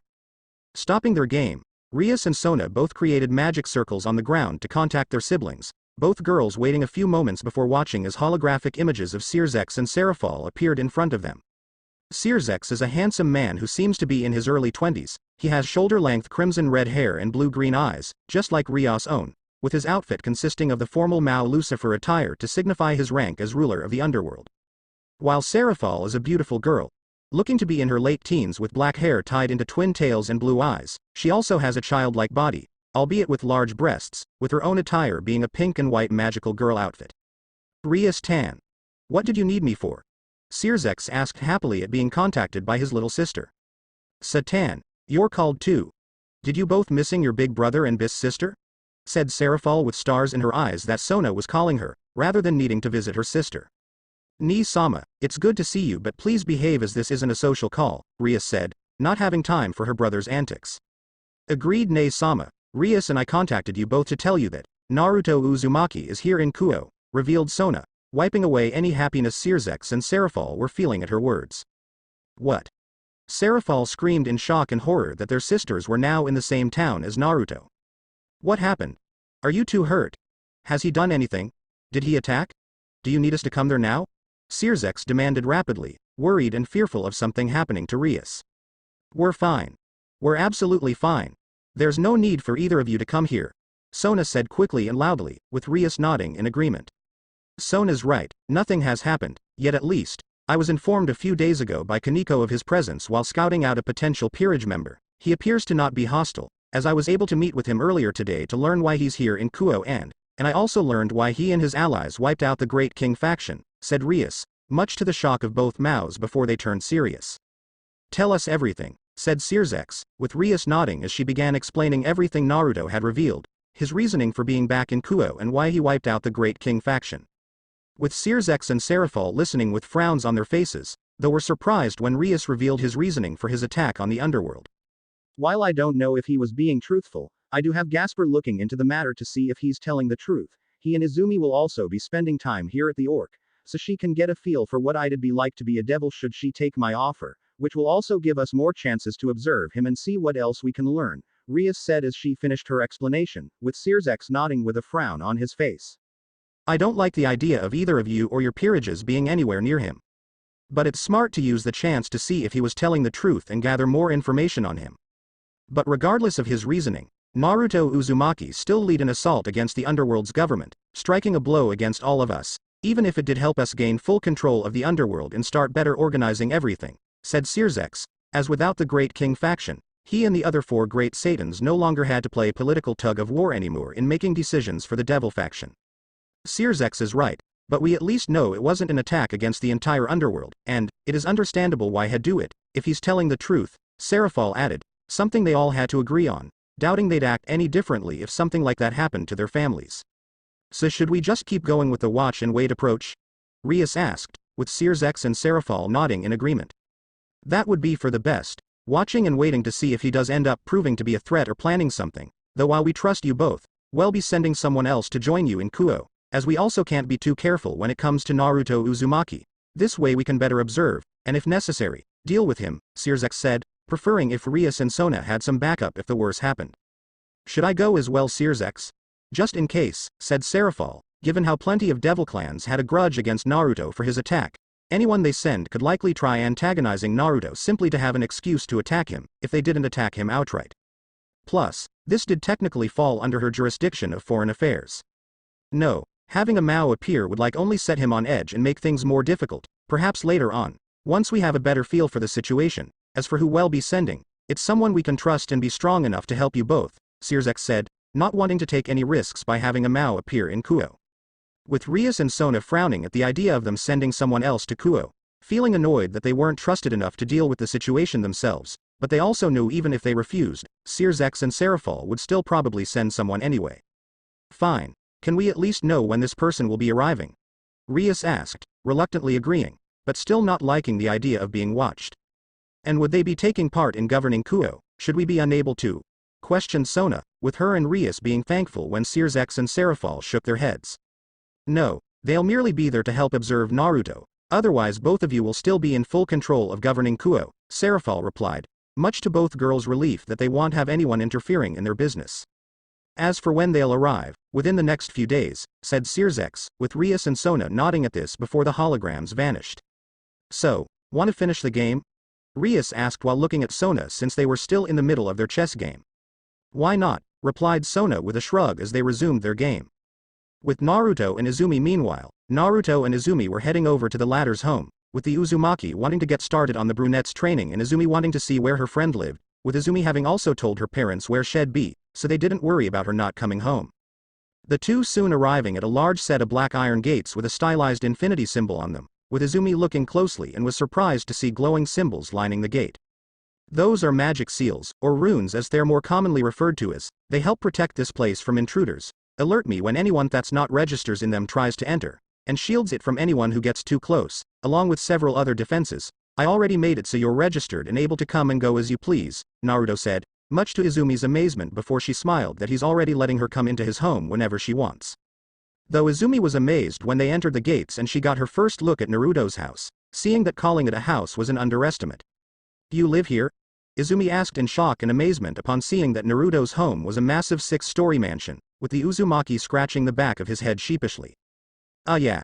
Ka-san's the one who had it built this way, claiming that such things were a status symbol of someone's wealth, power and standing in the supernatural world, replied Naruto, having told Ophis that he didn't mind if his home was a small one, but she insisted on making it bigger. In fact, had only been able to convince her to make it only 6 stories with 3 basements rather than what she really wanted to make, though Naruto guessed that he could understand the size, given how some of the allies and friend he's made would be able to stay here much more easily with how many rooms there were. Wow. I wouldn't mind getting the chance to live here, said Izumi in awe and liking the idea of living with Naruto. I wouldn't mind if you did, Naruto said, not minding if Izumi wanted to move in, making the brunette blush before smiling slyly at Naruto. Already asking me to move in, Naruto? At least buy me dinner first, Izumi said while hugging his arm between her breasts, with Naruto blushing at her advancement. Let's go inside, and I can't give you a tour. There's also someone I want you to meet, said Naruto, figuring that with Izumi now being aware of the supernatural, he can introduce her to Kuroka, with the brunette getting interested at hearing someone else is already here. Heading up to the house, Naruto and Izumi headed inside where they were greeted by Kuroka in her cat form, making Izumi smile and pet her when she ran up to them. Hi Kurara, it's nice to see you again too, Izumi said while petting Kuroka as she nuzzled against her. Actually, that's another thing I wanted to tell you, she knows Kuroka, you can show yourself, said Naruto, confusing the brunette, only to be surprised when Kuroka jumped back and began transforming until in her place was a young woman. Kuroka is a beautiful young woman with a voluptuous figure, long black hair with split bangs, 2 cat ears on top of her head, 2 black cat tails, and hazel gold eyes with cat-like pupils. Her attire consists of a black kimono, a yellow obi, a set of golden beads, and an ornately detailed headband. The kimono features a red interior and it is open at her shoulders, giving view to her large breasts which rival those of Rias and Akeno in terms of size. The sight shocking Izumi, before blushing brightly when Kuroka wrapped her arms around her while pressing their breasts together. So nice to finally meet you Izumi-chan, Naruto-kun talks about you a lot, and I must say, you really know how to get all the right spots, maybe I can show you some other spots I'd love you to pet, Kuroka purred, causing the brunette's blush to intensify along with some blood dripping from her nose, before she quickly wiped it away when Naruto pulled the nekosho away. Stop that, Naruto said before Kuroka immediately grabbed his arm between her breasts. Don't worry Naruto-kun, we wouldn't leave you out, right Izumi-chan? And besides, you still have to give me lots of kittens, said Kuroka while leaning in closely to Naruto, making him and Izumi blush at her words. I think that I might be just found myself an ally with the harem plan, Izumi thought, seeing Kuroka as an excellent potential ally and sister in arms to help her make Naruto into a harem king. Saint stop that. Anyway, Izumi, this is Kuroka, a friend that I made during my travels. She's a yokai known as a nekosho, a rare subspecies of nekomata, and an incredibly powerful one at that, being a master of Yujutsu and Senjutsu, as well as an expert magician, along with being skilled in hand-to-hand combat, Naruto said, though not mentioning she's also a devil, given that was something for Kuroka to reveal along with her history when she wanted to.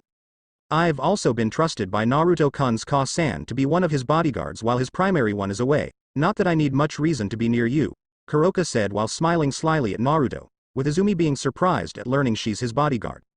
Wow, you must be pretty strong, Izumi stated, making the nekosho smirk. Yep. I am strong enough to even go against ultimate-class devils and defeat them, said Kuroka, amazing Izumi even further upon hearing how powerful she is. Which is why Kuroka will also be helping in your training. Given her knowledge on magic and martial arts will be able to go a long way in helping to strengthen your body and mind in awakening your sacred gear. Plus, it'll also help you gain some other skills to fall back on, rather than rely on your sacred gear, said Naruto, getting a confused look from Izumi. But, isn't my sacred gear really strong? Wouldn't I just need that once I am able to use it? Izumi asked, only to yelp when Naruto flicked her forehead. That kind of thinking is what'll get you killed when you face someone stronger than you. Or someone who has an even stronger sacred gear. Just because you have one, doesn't mean it should be your only source of power. I have 4 sacred gears, but that doesn't stop me from learning other fighting styles, and there are plenty of humans without sacred gears, who are able to keep up with supernatural beings by just using martial arts and or magic, sometimes even surpassing them, Naruto explained, surprising the brunette. How strong could a human get? Questioned Izumi, not sure how strong humans could get in comparison to the supernatural. Put it this way, one of the most powerful humans gained the titles the true devil and limits of humanity, and that's with no sacred gear, no combat magic, no weapons, just pure physical power, said Naruto, as while he may not like the church, he couldn't deny that Vasco Strada is someone that earned his reputation, while Izumi was shocked that a human could reach that kind of power. Whoa, Izumi muttered in disbelief, with Naruto and Kuroka nodding in agreement as it can be surprising to learn of humans that can keep up with, and even surpass, supernatural beings. And that's just one example. There are others that have become powerful as well in keeping up with the supernatural, with or without sacred gears, Kuroka added. That's right, now let's go, I'll give a tour of the place and then we can get started on your training, said Naruto while motioning Izumi to follow him and Kuroka, with the brunette nodding as she followed after the two. Finding that the first floor contained a conjoined living room, kitchen, and dining area, as well as a bathroom, guest rooms, and a few Japanese-styled rooms, the second floor was where Naruto's room was. Along with 2 conjoined rooms on either side of his, having doors that go into both of them, the third floor had a study, and some empty rooms with one of them belonging to Kuroka. The 4th and 5th floors contained more empty rooms that could be used. The 6th floor was a meeting room, which Naruto said would be used for whenever he'd need to deal with any visitors. Then the rooftop had a lounge area, a garden with different plants and vegetables, and a small shrine in the corner. Then Izumi was only further amazed when she was shown the basement, which also contained 3 different floors.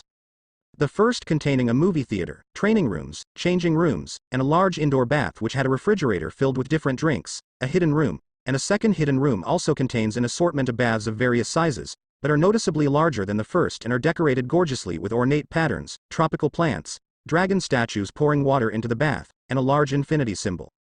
The second floor had a heated indoor swimming pool, more storage rooms, and other hidden rooms as well, and the third floor was mostly vacant, being used as a garage, storage, and having a large library in it, while all the floors had been renovated to be accessed by an elevator, making it easier to get around than taking the stairs all the time. What do you think? Naruto asked once they returned to the ground floor, with Izumi having a look of pure awe and amazement. I am not sure if I'd ever want to leave this place, said Izumi, making Naruto laugh slightly, knowing the place was a bit much. Well, don't get too attached. Since now we're going outside to start your training, first we'll be doing some meditation, stated Naruto, snapping Izumi out of her odd-stated. Meditation? Izumi asked, wondering how that would help. Yep. It helps focus your mind and remain calm, making it a good exercise for sacred gear users to better handle the power their sacred gears have. Allowing them to remain calm and in control rather than going berserk. It's also used by yokai that practice senjutsu, which can be dangerous to first-timers, said Kuroka, since using senjutsu opened one up to reading and handling spirit power, which included the malice and corruption that flowed through the earth, something that could end up corrupting the user, like what everyone believed happened to her when she killed her king. Hearing this, Izumi nodded in understanding, now seeing how useful meditation would for her training, with the 3 heading into the backyard to begin her training. Timeskip one day. The next day Naruto woke up to feeling a weight on his chest, with the Uzumaki already knowing who it was from the feeling of their body, being proven right when he opened his eyes and found his adoptive mother laying in his bed, completely naked. What are you doing here, Ka-san? Naruto asked, with Ophis opening her eyes and yawning before sitting up, not caring about her lack of clothing.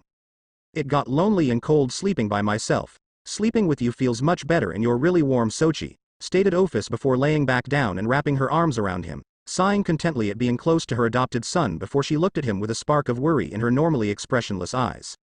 And, I was worried about you, having you go off into devil territory, Especially the territory that belongs to the Sisters of Two Mouths. I was worried something would happen.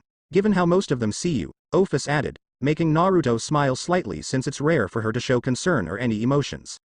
Thanks Ka-san, but I am fine. I actually met with one of them yesterday, Rias Gremory. She and her peerage seem pretty reasonable, at least from what I've seen. Not sure about the Citri heiresses though, but from what I've heard, she sounds pretty level-headed, replied Naruto, with Ophis nodding in agreement given what she's heard about the two. Are you considering giving them one of those? Questioned Ophis, with the Uzumaki frowning at the question, knowing what she meant. If they can prove trustworthy, though given the circumstances with Rias, I may consider giving her one, should she be compatible, if only as insurance and see if ITD help me earn some of their trust, Naruto said, knowing ITD be better to have Rias and Sona on his side, or at least trust him, as that D get the Mao off his back and leaving only the devil families who wanted him dead. I can also sense your friend's sacred gear from here, it's a powerful one, Ophis stated, being able to sense the sacred gear in Izumi. Can you tell which one it is? Naruto asked, knowing that D be able to help in Izumi's training, knowing what sacred gear she has. The brunette having done pretty good the other day in her training. Starting out with some meditation before moving on martial arts, then finishing with magic, the latter of which she needed to learn the theory behind first before being able to practice it, with Izumi having soaked up everything he and Kuroka had to teach her before heading home once it got late, with Naruto also having Kuroka follow Izumi home, not wanting to take any risks with the fallen angels in Kuo, since he still didn't know their purpose for being here. Yes, but I am not gonna say anything, it'll be more fun when you discover it, Ophis said with a small smirk, having learned it was fun teasing her adoptive son. Of course you would, Naruto said, sighing before getting up since he still needed to get ready for school. Also, one more thing, Yuki just returned from her mission and she was very upset that you left without her, even more so that you left with Kuroka instead, so expect her to be arriving in a few days and expect her to feel slighted, Ophis added, with her smirk growing as Naruto froze and paled slightly. Fuck, thought Naruto, knowing how seriously Yuki took her duties as his vassal, bodyguard, despite his discomfort with that and preferring if she called herself his friend instead. And for her to hear he not only left without her, but that Kuroka had been assigned to be his guard in her place, Naruto was dreading when she arrived. Later after meeting up with Izumi, the two headed for Kuo Academy, where they'd met up with Murayama, Katase, and Aika as well, the five of them making small talk on the way to class, only stopping once the lecture had begun. Currently though, it was break time, with Naruto wanting to explore more of Kuo on his own while the girls hung out. Gotta admit, I may not like school, but this definitely one I don't mind going to, Naruto thought after going outside and looking at Kuo, admiring the sight of the large buildings before he continued exploring. Soon finding himself at the tennis courts where he found someone hard at work, practicing with a machine shooting tennis balls at them, before his attention turned to what looked like a suit of armor with a watermelon for a head, though he didn't sense anyone inside the armor. That's a Doulahan, right? Naruto called out, getting the person's attention as they turned towards him, showing they were a girl. They were a busty young woman with fair skin, long, brown hair arranged in multiple drill-like curls, and pale blue, gray eyes, with her wearing a tennis uniform. The girl looked at him in surprise before she turned off the machine and set her racket down before smiling at Naruto. So you're the new student I've heard about, along with being the one who's apparently set Rias, Sona, and their peerages on edge, said the girl as she walked up to Naruto, who looked at her with a raised brow. I am surprised you know about that, but given the Doulahan over there, I am guessing you're in the know about the supernatural. I'd say a beast tamer, right, said Naruto, making the girl's smile widen as she nodded. Yep. I am Kiyomi Abe, beast tamer and captain of the tennis team. The Doulahan is Mr. Smith, though right now he's the tennis team's mascot no head Honda-kun, given right now, his head is currently in the hospital recovering from a hernia, so he's having me look after his body and horse, Kiyomi said, confusing Naruto. How does that even happen? Thought Naruto, wondering how a Doulahan, which was just an animated set of armor, could get a hernia.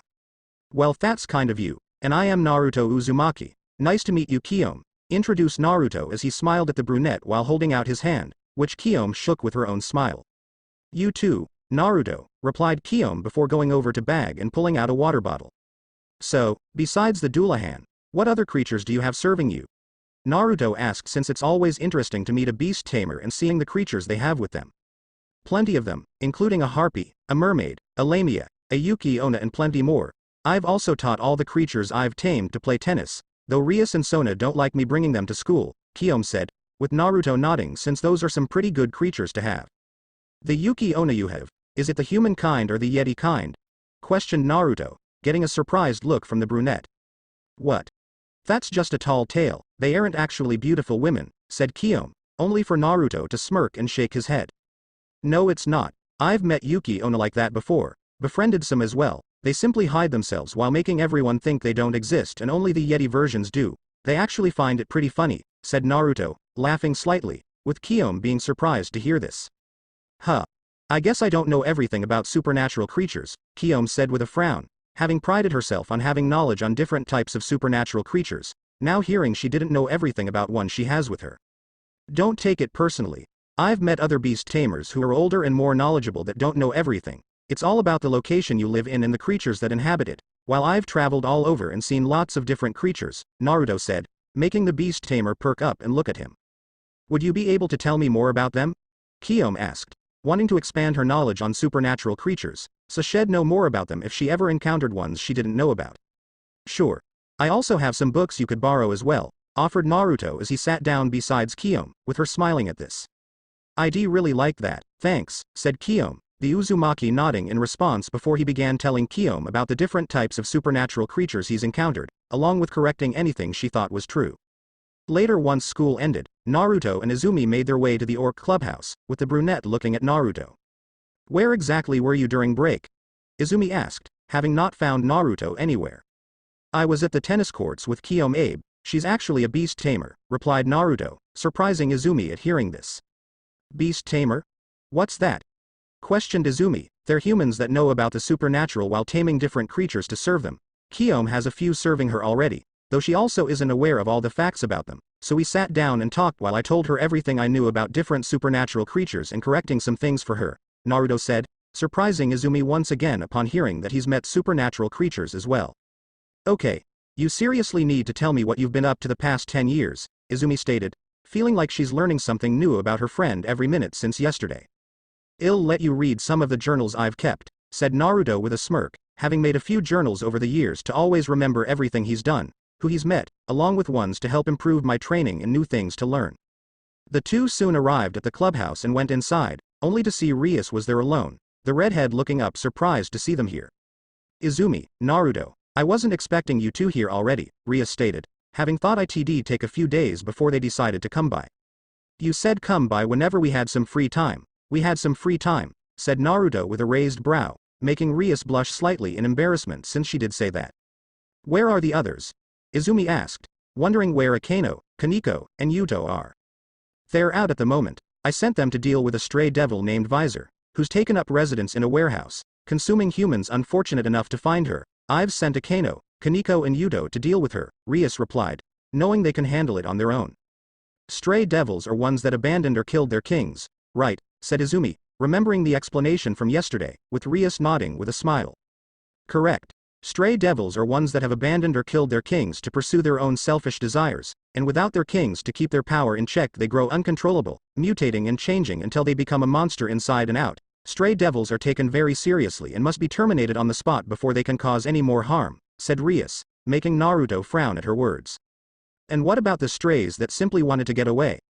Naruto asked, making the girls look at him, with Rias looking at him with a raised brow.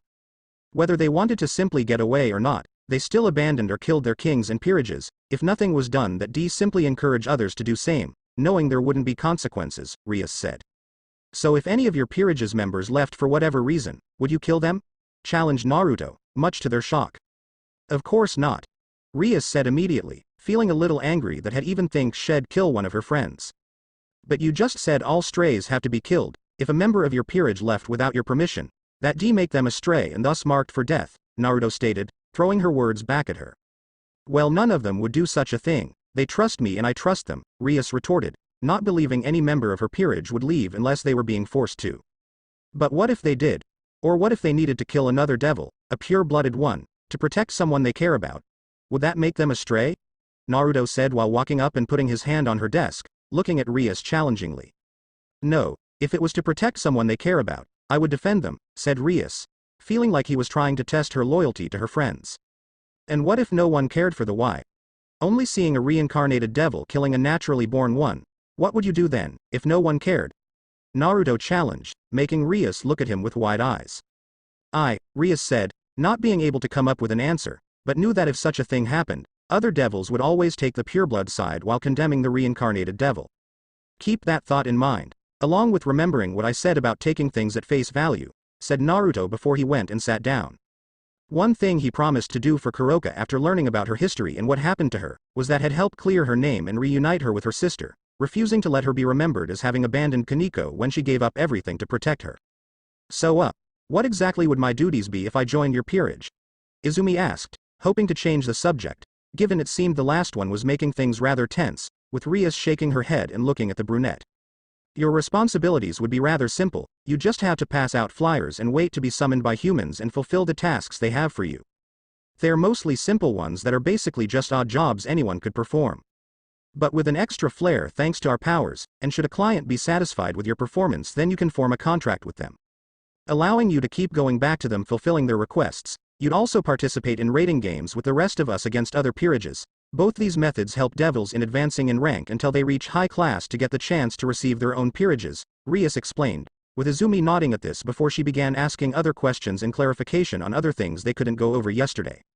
Timeskip one day after they finished speaking with Rias, Naruto and Izumi headed to the latter's house to resume the brunette's training, before Izumi returned home once it got late. With them meeting up the next day and heading to school, with the two making small talk on the way to Kuo Academy, only for them to stop when Izumi accidentally bumped into someone, knocking them both to the ground. Oh, sorry about that. I wasn't really paying attention to where I was going, said Izumi sheepishly as she stood up. It's fine, I wasn't paying attention either, the person said, their voice revealing she was a girl, with Naruto and Izumi looking at her. She was a pretty young girl with long blonde hair and green eye. Her hair flows all the way down to her back, with split bangs over her forehead and a single strand sticking out from the top and sloping backward. Her attire consisted of a dark teal nun outfit with light blue accents, a white veil over her head with light blue accents, a brown satchel slung on her right hip, and brown boots with black straps in an X-shaped pattern. She also wore a silver cross necklace around her neck. She's so cute, Izumi thought while mentally squealing at how adorable the girl was. Are you alright, sister? Naruto asked while offering her a hand up, which she accepted with a grateful smile. Why yes, I am fine and thank you, replied the nun, no problem. I am Naruto Uzumaki, introduced Naruto while smiling at the girl. I am his friend, Izumi Hyodo, and I am really sorry about bumping into you, Izumi said with a bow, making the girl blush in embarrassment. It's fine, really, you don't need to bow, and it's nice meeting you Naruto, Izumi. I am Asia Argento, though if you could help me, I am actually a little lost right now. I just arrived in town and I can't find where the church is. Do either of you know where it is? Asia asked, hoping they'd be able to help her, with Naruto and Izumi frowning at this, the brunette having been told about the presence of the fallen angels in town and the fact they're likely set up in the abandoned church. And hearing that Asia is looking for the church, not seeming to know it was abandoned, definitely told them something was wrong. Sorry, but we don't actually know where it is, lied Izumi. Oh, said Asia while looking down sadly before looking up when Naruto put his hand on her shoulder, seeing the whiskered blonde smiling at her. But since you're new to Kuo and don't know where everything is, you'd be more than welcome to stay my home until you're more familiar with the layout. That way you won't just be wandering around with nowhere to stay, Naruto offered, surprising the nun at the offer. Really? I don't know. I wouldn't want to get in the way or anything, Asia said, only for Naruto to wave it off. It's fine, trust me, you wouldn't be getting in the way with how big my home is. I could take you there now if you want, but I wouldn't be able to stay since I have school. Though a friend of mine is already staying there and she can help you get settled, said Naruto, with Asia not expecting the kind offer. Well if it really wouldn't be any trouble, said Asia, since she didn't have anywhere to stay at the moment. You wouldn't be, Naruto stated while smiling reassuringly at Asia, who slowly returned the smile. Then alright, Asia replied, nodding and accepting the offer. Great, Izumi you go on ahead, I'll take Asia home and help her get settled before meeting you at the academy, said Naruto, with Izumi nodding before smiling at Asia. Okay, see you then, and nice meeting you Asia. I hope we can hang out later after school, Izumi said while smiling at the nun, who was surprised at this before soon smiling happily and nodding. I'd really like that, Asia replied before following Naruto to his home. None of them seeing Rainier flying high up in the air, having been on her way to meet Asia after learning Shed arrived in Kuo, only to see Shed met Naruto and Izumi first. Well, guess that's one thing I don't have to worry about, Rainier thought, glad and relieved that Asia's now with Naruto, knowing aside from the devils, he's the one who'd be the most able in keeping her safe. Which also left her to simply find out who the traitor is and dealing with them, with the Ravenet flying back to the abandoned church to continue her investigation as to who the traitor is. Though the moment she arrived, Rainier felt tense and on edge at seeing how empty it was, knowing at least one of the other fallen angels would be around, yet she didn't see anyone inside or outside, making Rainier form a light spear and look around warily, only for his eyes to widen before quickly jumping out of the doorway, just as dozen of light bullets shot out of the floor where she'd been standing, followed by all the exorcists jumping out from the hidden area below the church. Fucking damn it. The bitch survived, shouted Freed as he and Donasek stepped out from where they were hiding, making Rainier scowl at the sight of them along with the exorcists and lower-ranked fallen angels standing with them. I should even be surprised you two psychotic dumbasses are the traitors, Rainier said while mentally cursing herself, since it's obvious the battle maniac and the psychotic killer were the traitors. Traitors? No, we're just smart enough to be on the winning side, just like Calawarner was, said Donasek with a smirk, causing Rainier's eyes to widen before she quickly turned around, blocking a light spear from Calawarner. Calawarner was a tall and buxom woman with brown eyes and long, navy blue hair that obscured her right eye. Her attire consisted of a maroon, trenchcoat-like top with a wide collar, a matching miniskirt, and black-heeled shoes. The trenchcoat top was open at her chest, giving view to her breasts and cleavage. She also wore a gold necklace around her neck. She appears to wear a white shirt underneath her top, but it can only be seen from the bottom. Calawarner. What the hell? I thought you were loyal to Azazel-sama. Rainier demanded, not expecting Calawarner would actually betray Azazel. Meh. I was, but I'd prefer watching the chaos unfold from this little plan they told me about, since it sounds a lot more fun, said Calawarner with a cruel smirk, making Rainier glare at her before gritting her teeth in pain when one of the exorcists shot her in the shoulder. Hey. Fucking watch it, I want the bitch alive. Freed shouted before shooting the stray exorcist in the head, angry at them for shooting Rainier when he hasn't had his fun yet. And should I expect Middle to be a traitor too? Rainier demanded, not seeing any sign of the lowly fallen angel. You should expect to see her pretty soon. Little bitch was too stupid not to, said Donasek before crying out when a pink light spear was stabbed through his shoulder. Next time, you fucks should send more competent minions or make sure the little bitch is dead, yourself. Middle shouted, glaring at them murderously, having dealt with the exorcists they'd left behind to kill her. Middle was a girl with blonde hair styled into twintails and blue eyes. She wore a gothic Lolita attire, which consisted of a black Lolita dress with white frills, a large black bow on the front, and a green jewel embedded on the collar, white thigh-high socks, and black shoes. She also wore a large black bow on top of her hair. With her sudden appearance getting everyone's attention, along with giving Rainier the chance to slam her knee into Calawarner's chin before kicking her away. Glad to see one of you is still loyal, Rainier said, relieved to see Middle didn't betray her as well. Like I'd side with dumbasses like them to begin with, or turn traitor like the walking pairs of tits, Middle said, glaring at Calawarner with how easily she joined Donasek and Freed. At least I have tits, taunted Calawarner, yet everyone seems to look at mine more than yours, bitch, Rainier said mockingly, making the blue net scowl and create another light spear. I am gonna enjoy watching you both die, Calawarner growled, while Rainier and Middle stood together and created their own light spears. Not as much as we are watching you all get killed by our hands, Middle retorted. Later Orc Club **, is something wrong, bucko? Yuto asked looking at Rias, who'd been silent for most of the day and deep in thought since she seemed to just be going through the usual motions, being proven right when the redhead didn't immediately reply after taking a moment to hear what he said. What? Oh, yes, I am fine, Kiba, just, something Naruto said yesterday when he and Izumi came by, replied Rias, having been thinking about what Naruto said, trying to figure out if there was kind of hidden meaning behind his words, if he's trying to make her think of something or the chance that he's just trying to get in her head. What did he say? Akano asked with a frown, refusing to let the whiskered blonde mess with her friend like that. Just, hypothetically, if any of you ever learned that any one of us was in danger from another devil, what would you do? Rias asked, confusing Akano, Kaneko and Kiba at the sudden question before they traded looks with each other before looking back at Rias. I am sure you already know the answer, bucko, said Akano, with Yuto and Kaneko nodding in agreement, knowing they do everything they can to protect each other from anyone, whether they're a human, devil, angel or fallen angel. Even if doing so meant you'd be labeled a stray devil in the process, said Rias, surprising the three at this, only for them to nod immediately afterwards. If it meant protecting each other, then I'd say it'd be worth being labeled a stray devil as long as I knew my friends and comrades were safe, Yuto said, with Akano and Kaneko nodding in agreement, making Rias smile, glad to have such loyal friends and peerage members. Did something happen, bucko? Something bad? Kaneko asked. wondering if Rias was in trouble to ask them that. No, nothing bad, I am just thinking about the what I have to deal with and how far I'd need to go to get out of it, Rias said, making them think it's about her marriage contract with Riser, not wanting them to worry or think it has to do with Naruto. You have nothing to worry about, bucko, well deal with it together, Akeno said while smiling at her friend.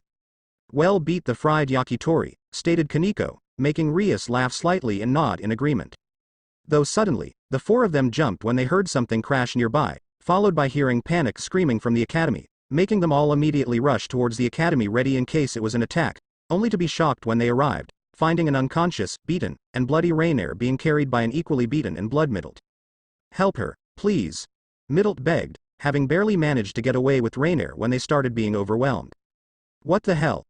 How did you? Rias said in shock and disbelief, not expecting two fallen angels to suddenly appear, even worse with all the students around at the moment. Be bucko? Kaneko said in shock, tugging on Rias' skirt, making the Gremory heiress look to see her rook's expression as she's pointing at Middlet. Looking at the lowly fallen angel, Rias' eyes widened in complete shock as she took a closer look at Middlet, seeing that while her clothes were torn and covered in blood, she had hardly any injuries at all, and the injuries she did have were actually healing themselves, the most shocking part being the flames that danced along her body and were healing her injuries. Rainier flew out of the way of several light bullets before creating a light spear, which she threw at a stray exorcist, stabbing it through their chest, repeating the process with 3 more exorcists before she had to block a strike from Donasek. You should just give up now, you're outnumbered and outmatched, Donasek said with a smirk, only to cry when Rainier slammed her head into his, knocking the traitor back. Yet you're the ones who are getting cut down, retorted Rainier while seeing that Middlet was killing her own share of exorcist and fallen angels, while also fending off Calawarner, making Donasek growl before charging her again. While Middlet ducked under a swipe from Calawarner's light spear, smirking as she slashed hers across the brunette's leg before slamming her fist into her face when she dropped to a knee. Look at you, on your knees and taking it in the face, must be a position you're familiar with, taunted Middlet, with Calawarner glaring at her murderously as she threw her light spear at the lowly fallen angel. What? Jealous that I can actually get attention with my body, you little brat, Calawarner said, with Middlet jumping back and throwing her own light spear at her, which the brunette blocked with own, only to grunt in pain when Middlet flew right at her, smashing her foot into her head. What do I have to be jealous of? A traitorous slut that's probably only good as a stress reliever. Yeah, a lot to be jealous of, besides, who could ever deny a face like this? Middlet said, flashing a cute expression before creating a light spear and threw it behind her, impaling 3 fallen angels that tried sneak attacking her. Only to grunt in pain when Calawarner rushed her while her back was turned, slashing her across the back with a light spear, before delivering an axe kick that sent her crashing into the ground. Let's see what they say when I cut your face up, said Calawarner said, grabbing Middlet and throwing her against the church's wall, with the blonde fallen angel getting up only to see she was surrounded by fallen angels and exorcists. The sight making Middlet mentally curse before creating another light spear, while hoping she and Rainier will be able to last long enough to either deal with Donasek, Freed, and Calawarner or escape. Rainier, meanwhile, was having her own trouble with her opponents, having to deal with Donasek, Freed, as well as the other exorcists and fallen angels, along with being forced onto the ground as she couldn't fight Donasek and the fallen angels, otherwise she'll leave herself open to be shot at by the exorcists.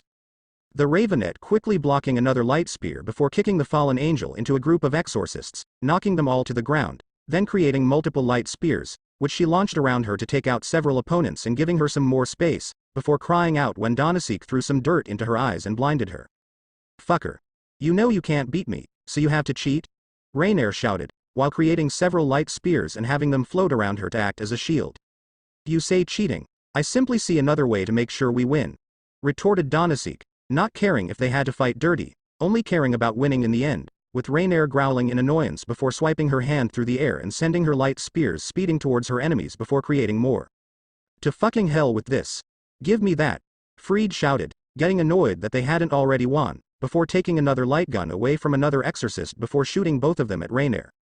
The Ravenette having no time to react before she was shot in her left leg, right shoulder, and abdomen, making Rainier cry out in pain at being shot, before grunting when Freed took the chance to rush up and slam his foot into her chest, sending her crashing into the ground, with the stray exorcist then walking up and kicking the downed Rainier repeatedly.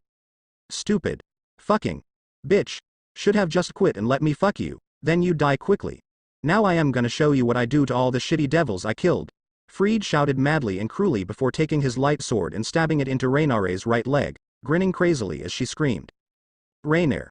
Get away from her, you Middle said, flying up away from her opponents to try and save Rainier, only to gasp in pain when Calawarner flew above her and smashed her foot into her back, sending Middle crashing into the ground.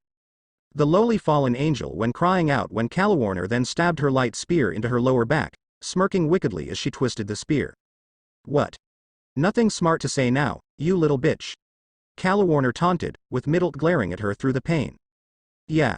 I am gonna shove my spear so far up your ass, you'll be tasting it, you fucking said Middle through gritted teeth before Calawarner stomped on her head, slamming her face into the ground. Oi. Don't even fucking think about killing the little bitch. After the trouble they fucking caused, I am taking my frustration out on both of them, but starting with this bitch first. Fried said grinning psychotically as he swung his sword and cut through Rainare's clothing, not caring if he also slashed her body, only caring if he could still use it. Whatever, but that doesn't mean the brat has to be in one piece, Calawarner said stomping on Middle's back again, making the blonde fallen angel grunt in pain before her eyes widen at the state Rainier was in, seeing she wasn't even conscious anymore, and what Fried was about to do. The sight terrifying and angering Middle, even more so that she couldn't even move with Calawarner pinning her to the ground. No, no, no, no, no, no, no, no. Middle mentally screamed, wanting to do something but was helpless to try and save Rainier before she suddenly started feeling incredibly warm with the heat rapidly increasing.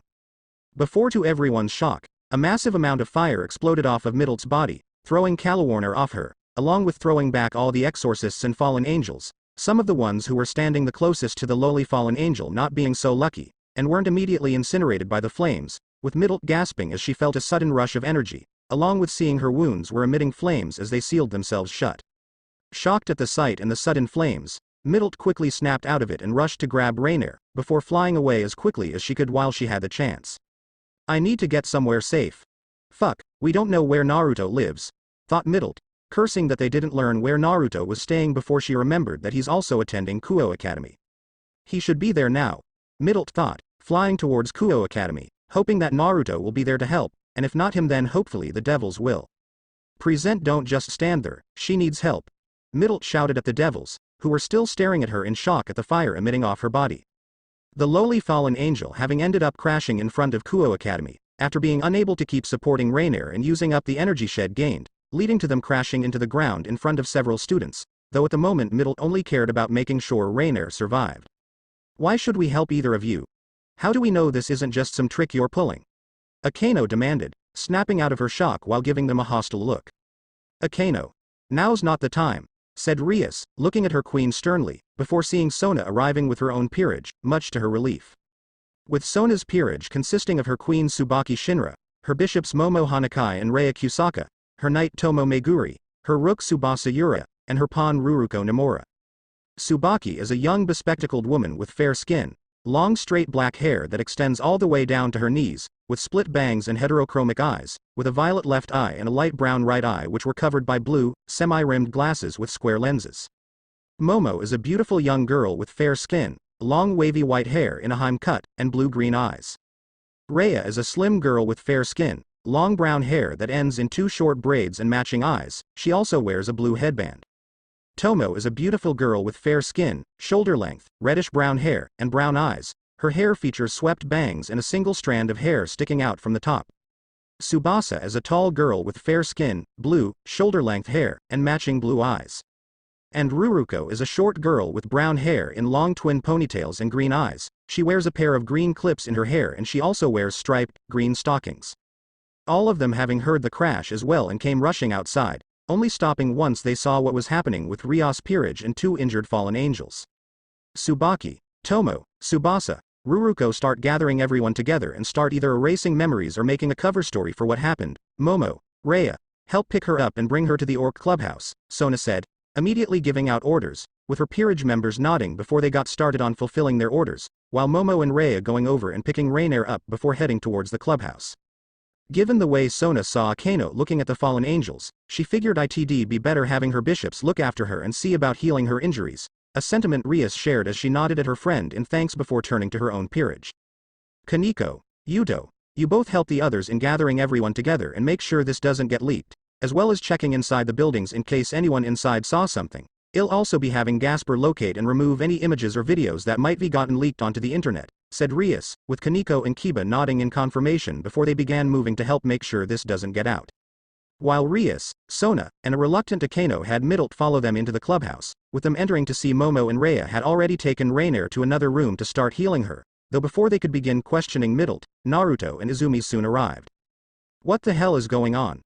Naruto said, having had just arrived at the academy to find Izumi waiting for him at the gates, only for them to then see Middle and Rainier fall out of the sky in front of everyone. The sight shocking both of them, especially the whiskered blonde when he recognized Rainier and Middle from the times his mother had Azazel help her locate and extract Vritra's other sacred gears. And who's she? Questioned Izumi while looking at Middle, before everyone was silenced when Rias gave a sharp whistle. Can we all just calm down? Rias shouted, wanting to get answers as well, but they couldn't if more interruptions kept happening, while being pleased when she saw everyone take a moment to calm themselves. Middle. What happened to Rainier? What are you two even doing here? Naruto asked while looking at the fallen angel. We were sent here by Azazel-sama, after learning that she had a sacred gear. A powerful one from what Azazel-sama told us, we were ordered to bring her to the Gremory. Should her sacred gear prove to be one she'd need help in learning to control, to ensure she didn't go berserk and start killing people, we were also meant to recruit a former nun that'd been kicked out of the church as well, along with being in possession of a sacred gear called Twilight Healing, Milt said while looking at Izumi, who was surprised at hearing this while she and Naruto also remembered meeting Asia and her destination. But, said Sona, feeling like there was a but coming. But someone altered our orders, making it seem like we were meant to kill her instead. Rainier was leading the mission and with her loyalty to Azazel-sama and Shemazai-sama, she didn't even question the sudden change if it came from one of them. It was only after she saw you had arrived and were friends with her that Rainier contacted Azazel-sama and learned the orders were altered, said Middle, making the brunette gulp at how she could have been killed, while Naruto narrowed his eyes. By who? Demanded Naruto, swearing to find whoever tried killing his friend and make them suffer. We don't know, but we did learn the traitors were Donasek and a stray exorcist freed Selzen. Who's about as crazy as they come? Calawarner also joined them, making her traitor as well. They attacked me and Rainier earlier, and while we did our best, but they had the numbers and didn't hesitate to fight dirty, we were nearly killed, when flames suddenly exploded out of me, giving me the chance to grab Rainier and get away, before ending up here since we didn't know where you lived, Middle said, making the other frown at the mention of the flames. And the flames weren't magic or some kind of ability unique to you? Rias asked, with the fallen angel shaking her head. No, I've never learned magic before, and I only have the same standard abilities that every other fallen angel has. That was the first time I could do something like that, along with somehow being able to heal much faster, replied Middle, looking herself over and saw all her injuries were now completely gone. Middle. Were you a regular angel before becoming a fallen angel? Questioned Naruto, having a guess on the abilities she has, with Middle looking at him with a raised brow. No, I wasn't, I was born a fallen angel, Middle said, with Akino's eye twitching at this given her own background, which confirmed Naruto's suspicions, along with Rias and Sona's. I believe the pyrokinesis and pyrokinetic regeneration are an ability you inherited from your father. I am guessing, and we only know of one family that has those same abilities, the Phoenix clan, Sona stated, much to Middle's shock at hearing this. What? No, no, no, no, no, no way. There's no way I could be half devil. I've never shown any weakness to holy or light-based weapons, never showing signs of having demonic power, while my wings have black feathers and not made of fire, said Middle, letting out her wings to prove her point, only to be shocked when rather than pure black feathered wings, they now looked to be made of smoldering embers that were desperately trying to ignite. You were saying? Rias asked, while sighing at this new headache she now has to deal with. It's likely you're either a daughter or descended from a member of the Phoenix clan, with your devil blood having been suppressed by your fallen angel blood, given it wouldn't be powerful enough to manifest with the light power you would have been born with as well, and with what happened, the stress and panic you must have felt is what gave it the kick it needed to awaken, Naruto explained, with Middle being shocked at learning she's a devil, fallen angel hybrid. Before their attention turned to Momo and Rhea exiting the room where Rainier was, shaking their heads sadly, making Middle's heart sink at what could have happened. We're sorry Kaichu, Rias Bucko, we did the best that we could, Rhea said, having done all they could to heal Rainier. But her injuries were too severe for us to be able to heal, there isn't anything we can do, said Momo, much to Middle's fear that Rainier could die before looking at Rias and Sona. There has to be something you can do. Please save her. Do something, anything, just please don't let her die. Middle begged, not wanting her friend to die, with Rias and Sona frowning as they looked at each other. You both know there's one thing you can do to help her, stated Naruto, making everyone look at him, while knowing what the Uzumaki meant on what both kings could do. You can't be serious. Why would Rias or Sona waste any of their pieces on helping a fallen angel? How do we know this still isn't some trick they're pulling? Akeno said, not liking the idea of Rainier joining Rias or Sona's peerage. So you'd let someone die just because they're fallen angel? Does that mean you should be left to die for having fallen angel blood? Or are you just a hypocrite that will let other fallen angels die, but not expect the same to happen to you? Retorted Naruto while glaring at Akeno, angry that Shed just let someone die simply because they're a fallen angel, with his words stunning the group and making Akeno momentarily back down in shock that he knew that. Akeno, I know you don't like it, but Naruto's right, we can't just let someone die simply for what race they're a part of. Ill reincarnate Rainier is a member of my peerage. I am also extending the offer to Middle as well, given with her being a fallen angel and a descendant of the Phoenix clan. It'll put a target on her back for those that'll target Middle because of her heritage, Rias said, willing to reincarnate Rainier and given Middle's ancestry Shed have a target on her back, whether it be to harm her or exploit her, given how valuable a Phoenix clan member would be who didn't have the clan's protection. While I will reincarnate Rainier, the choice to join is yours Middle, said Rias while looking at Middle, who took a few moments to think about it.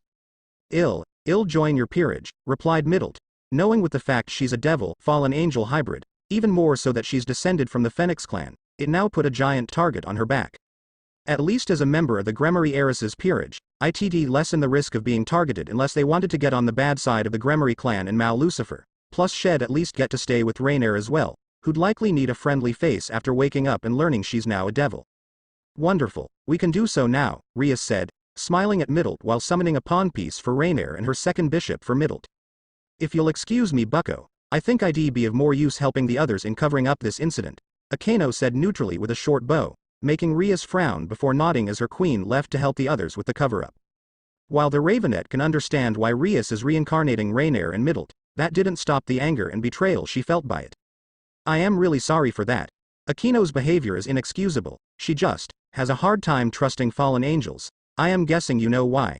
Rias stated while looking at Naruto, figuring if he knew about Akeno's heritage, then he likely also knows why she hates fallen angels, including her own blood. It's fine, I can understand her anger and it is justified, but she shouldn't hold every fallen angel responsible or in contempt for the actions of the few, and yeah, I know the reason. I've met her cousin Suzaku and Barakil during my travels, replied Naruto, being able to understand Akeno's anger and hatred, given what happened to her mother and his parents. But it's also something you should handle, before Akeno's hatred of fallen angels emotionally impedes her actions, Naruto added, also knowing that Akeno couldn't keep hating all fallen angels, otherwise it'll only end badly, with Rias and nodding. Yeah, I know, said Rias, knowing she should have been helping all her peerage members with their problems, but she didn't like the idea of hurting them by making them relive the pain they went through.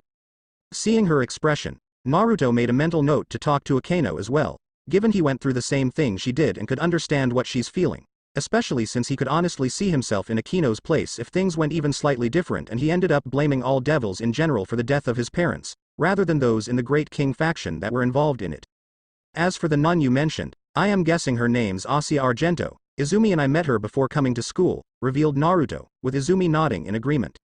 Yeah. After hearing she was looking for the abandoned church, Naruto-kun offered her the chance to stay at his home since we didn't want to risk anything happening to her, Izumi added, making Rias, Sona and Middle nod at hearing this. That may be for the best, as it gives her some place safe to stay until these rogues are dealt with, Sona said, knowing Asia will be a target as long as these rogue fallen angels and stray exorcists are around. Can that wait until after Rainier wakes up? Since we want to deal with them more than anything, said Middle, wanting to make sure she and Rainier got their pound of flesh, along with planning to contact Azazel and let him know what's happened. I am sure that can be arranged, said Rias, not wanting to take any chances with these rogues and having both of them present would be incredibly helpful.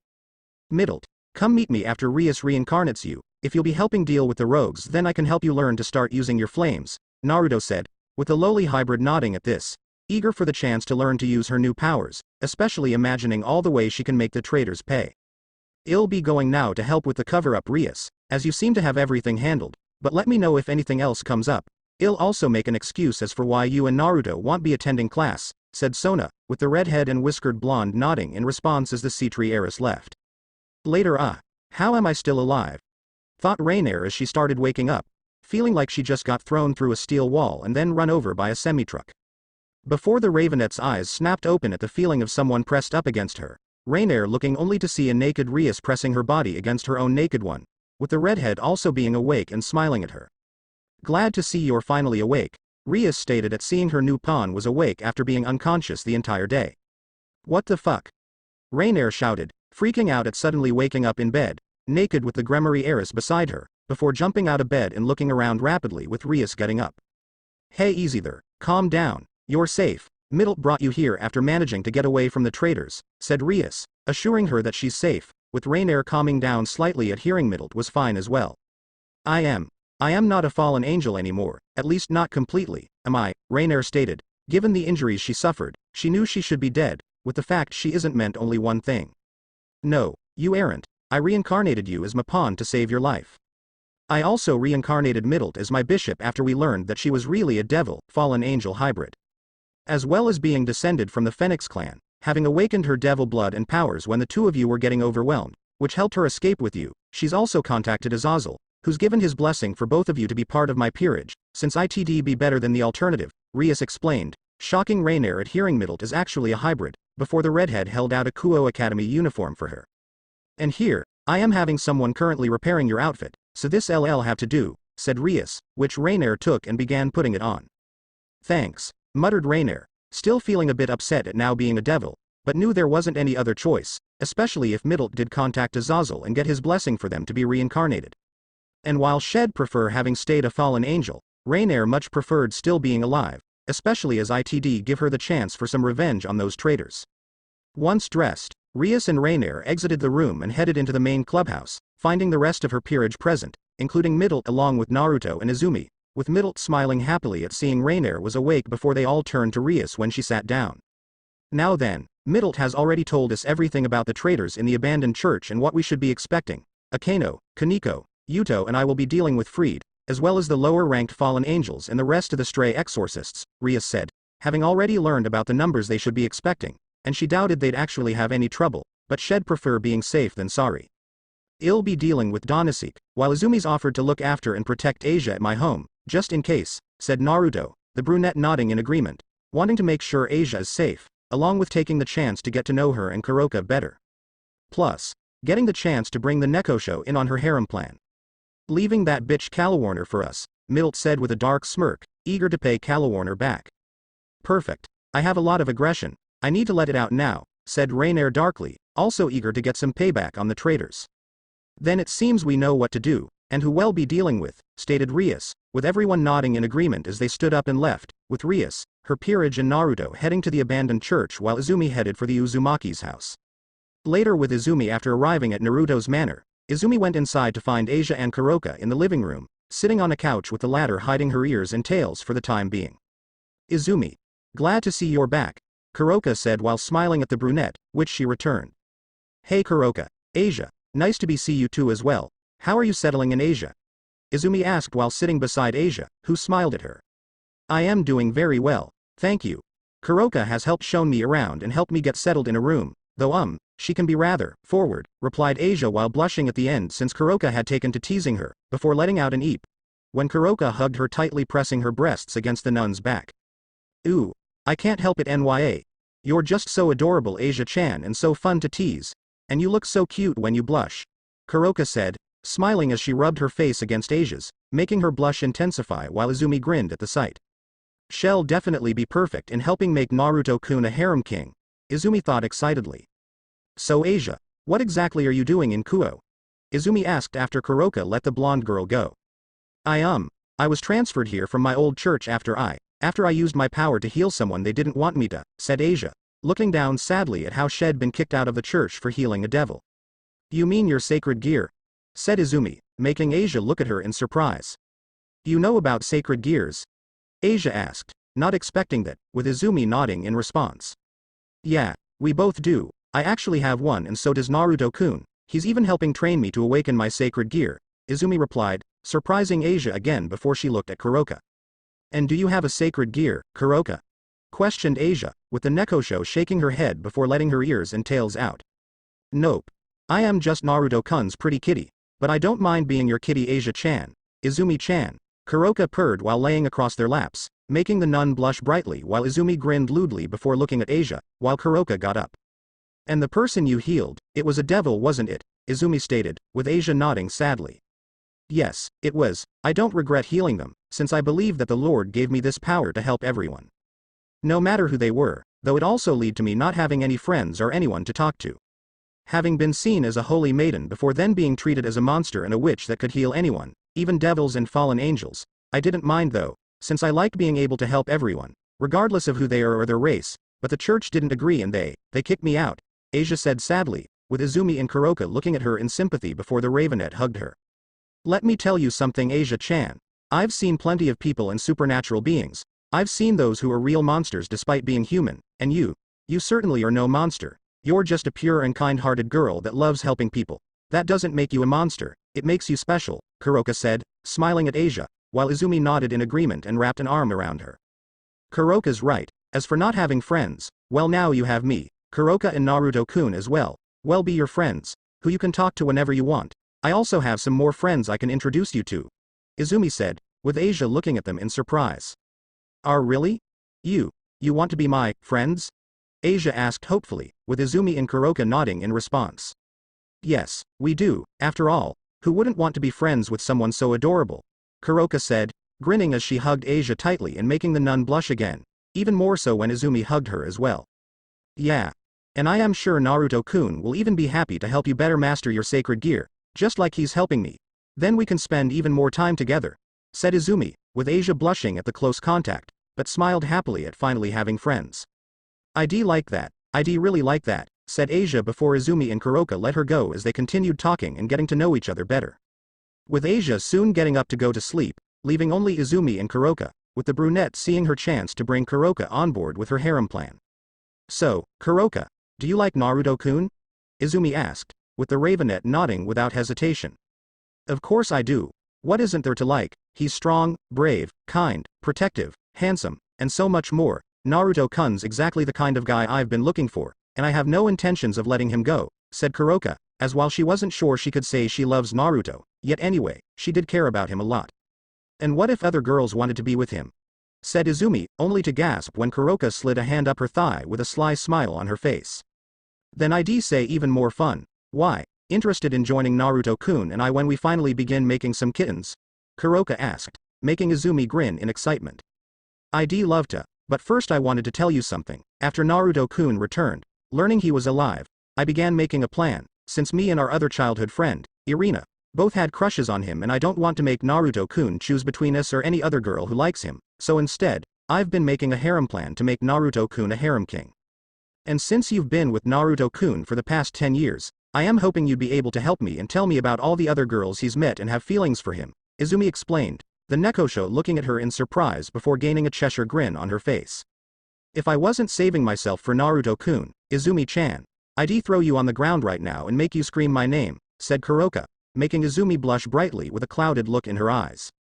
And no worries, I'd prefer Naruto-kun taking all my firsts anyway, no offense Kuroka-chan, and if you're in agreement, who are the girls you can tell me about that like Naruto-kun? Izumi asked eagerly, wanting to know about all the girls Naruto's met and have feelings for him. Get comfortable Izumi-chan, because it's quite a list, Kuroka said with an eager smile before she began telling Izumi of all the girls she knew of that had feelings for Naruto, and what she knew about them. Abandoned church. Meanwhile at the abandoned church, Donasek stood inside the church with a scowl on his face, angry that Rainier and Middlet had managed to escape. All because the fucking human couldn't keep it in his damn pants. Donasek thought, angered that they could have been able to kill both of them, yet Fried couldn't keep his own urges under control, letting them escape. Though he was pulled from his thoughts when he suddenly heard the sounds of fighting outside, making him summon a light spear. Whoever you are, you'll re-gaw. Donasek said only to choke when a glowing blue line wrapped around his neck, with more wrapping around his arms, legs and wings, suspending the fallen angel in the air. Trying to break free, Donasek's eyes widened in panic when he couldn't access his power anymore or even create a light spear, his panic only growing when a shadowy aura wrapped around his body, further restraining him. Let me tell you how exactly you fucked up, Naruto said, stepping out of the shadows with 4 small chameleons with deformed faces on his hands and feet, this being one of his sacred gear, the absorption line, which he can use in conjunction with Blaze Black Flare, Delete Field and Shadow Prison. Using Delete Field to seal away Donasek's abilities and Shadow Prison to further restrain him, having had no intentions of this being an actual fight, especially since fighting a fallen angel of Donasek's level wouldn't even be a warm-up for him, and planned for this to simply be a message. First, You're a traitor, and I really can't stand traitors, said Naruto, walking back and forth in front of Donasek, with the fallen angels crying out when the lines around his legs tightened until they snapped in half. Second, you tried killing Reiner and Middle, but not before willing to let a lunatic try to rape them, Naruto continued, with Donasek screaming in pain as his arms were broken this time. Third, you were going to kill an innocent girl by ripping out her sacred gear, probably even let that lunatic rape her as well, said Naruto, with Donasek's pain increasing tenfold as rather than break his wings, the lines wrapped around them tightly before tearing them straight off.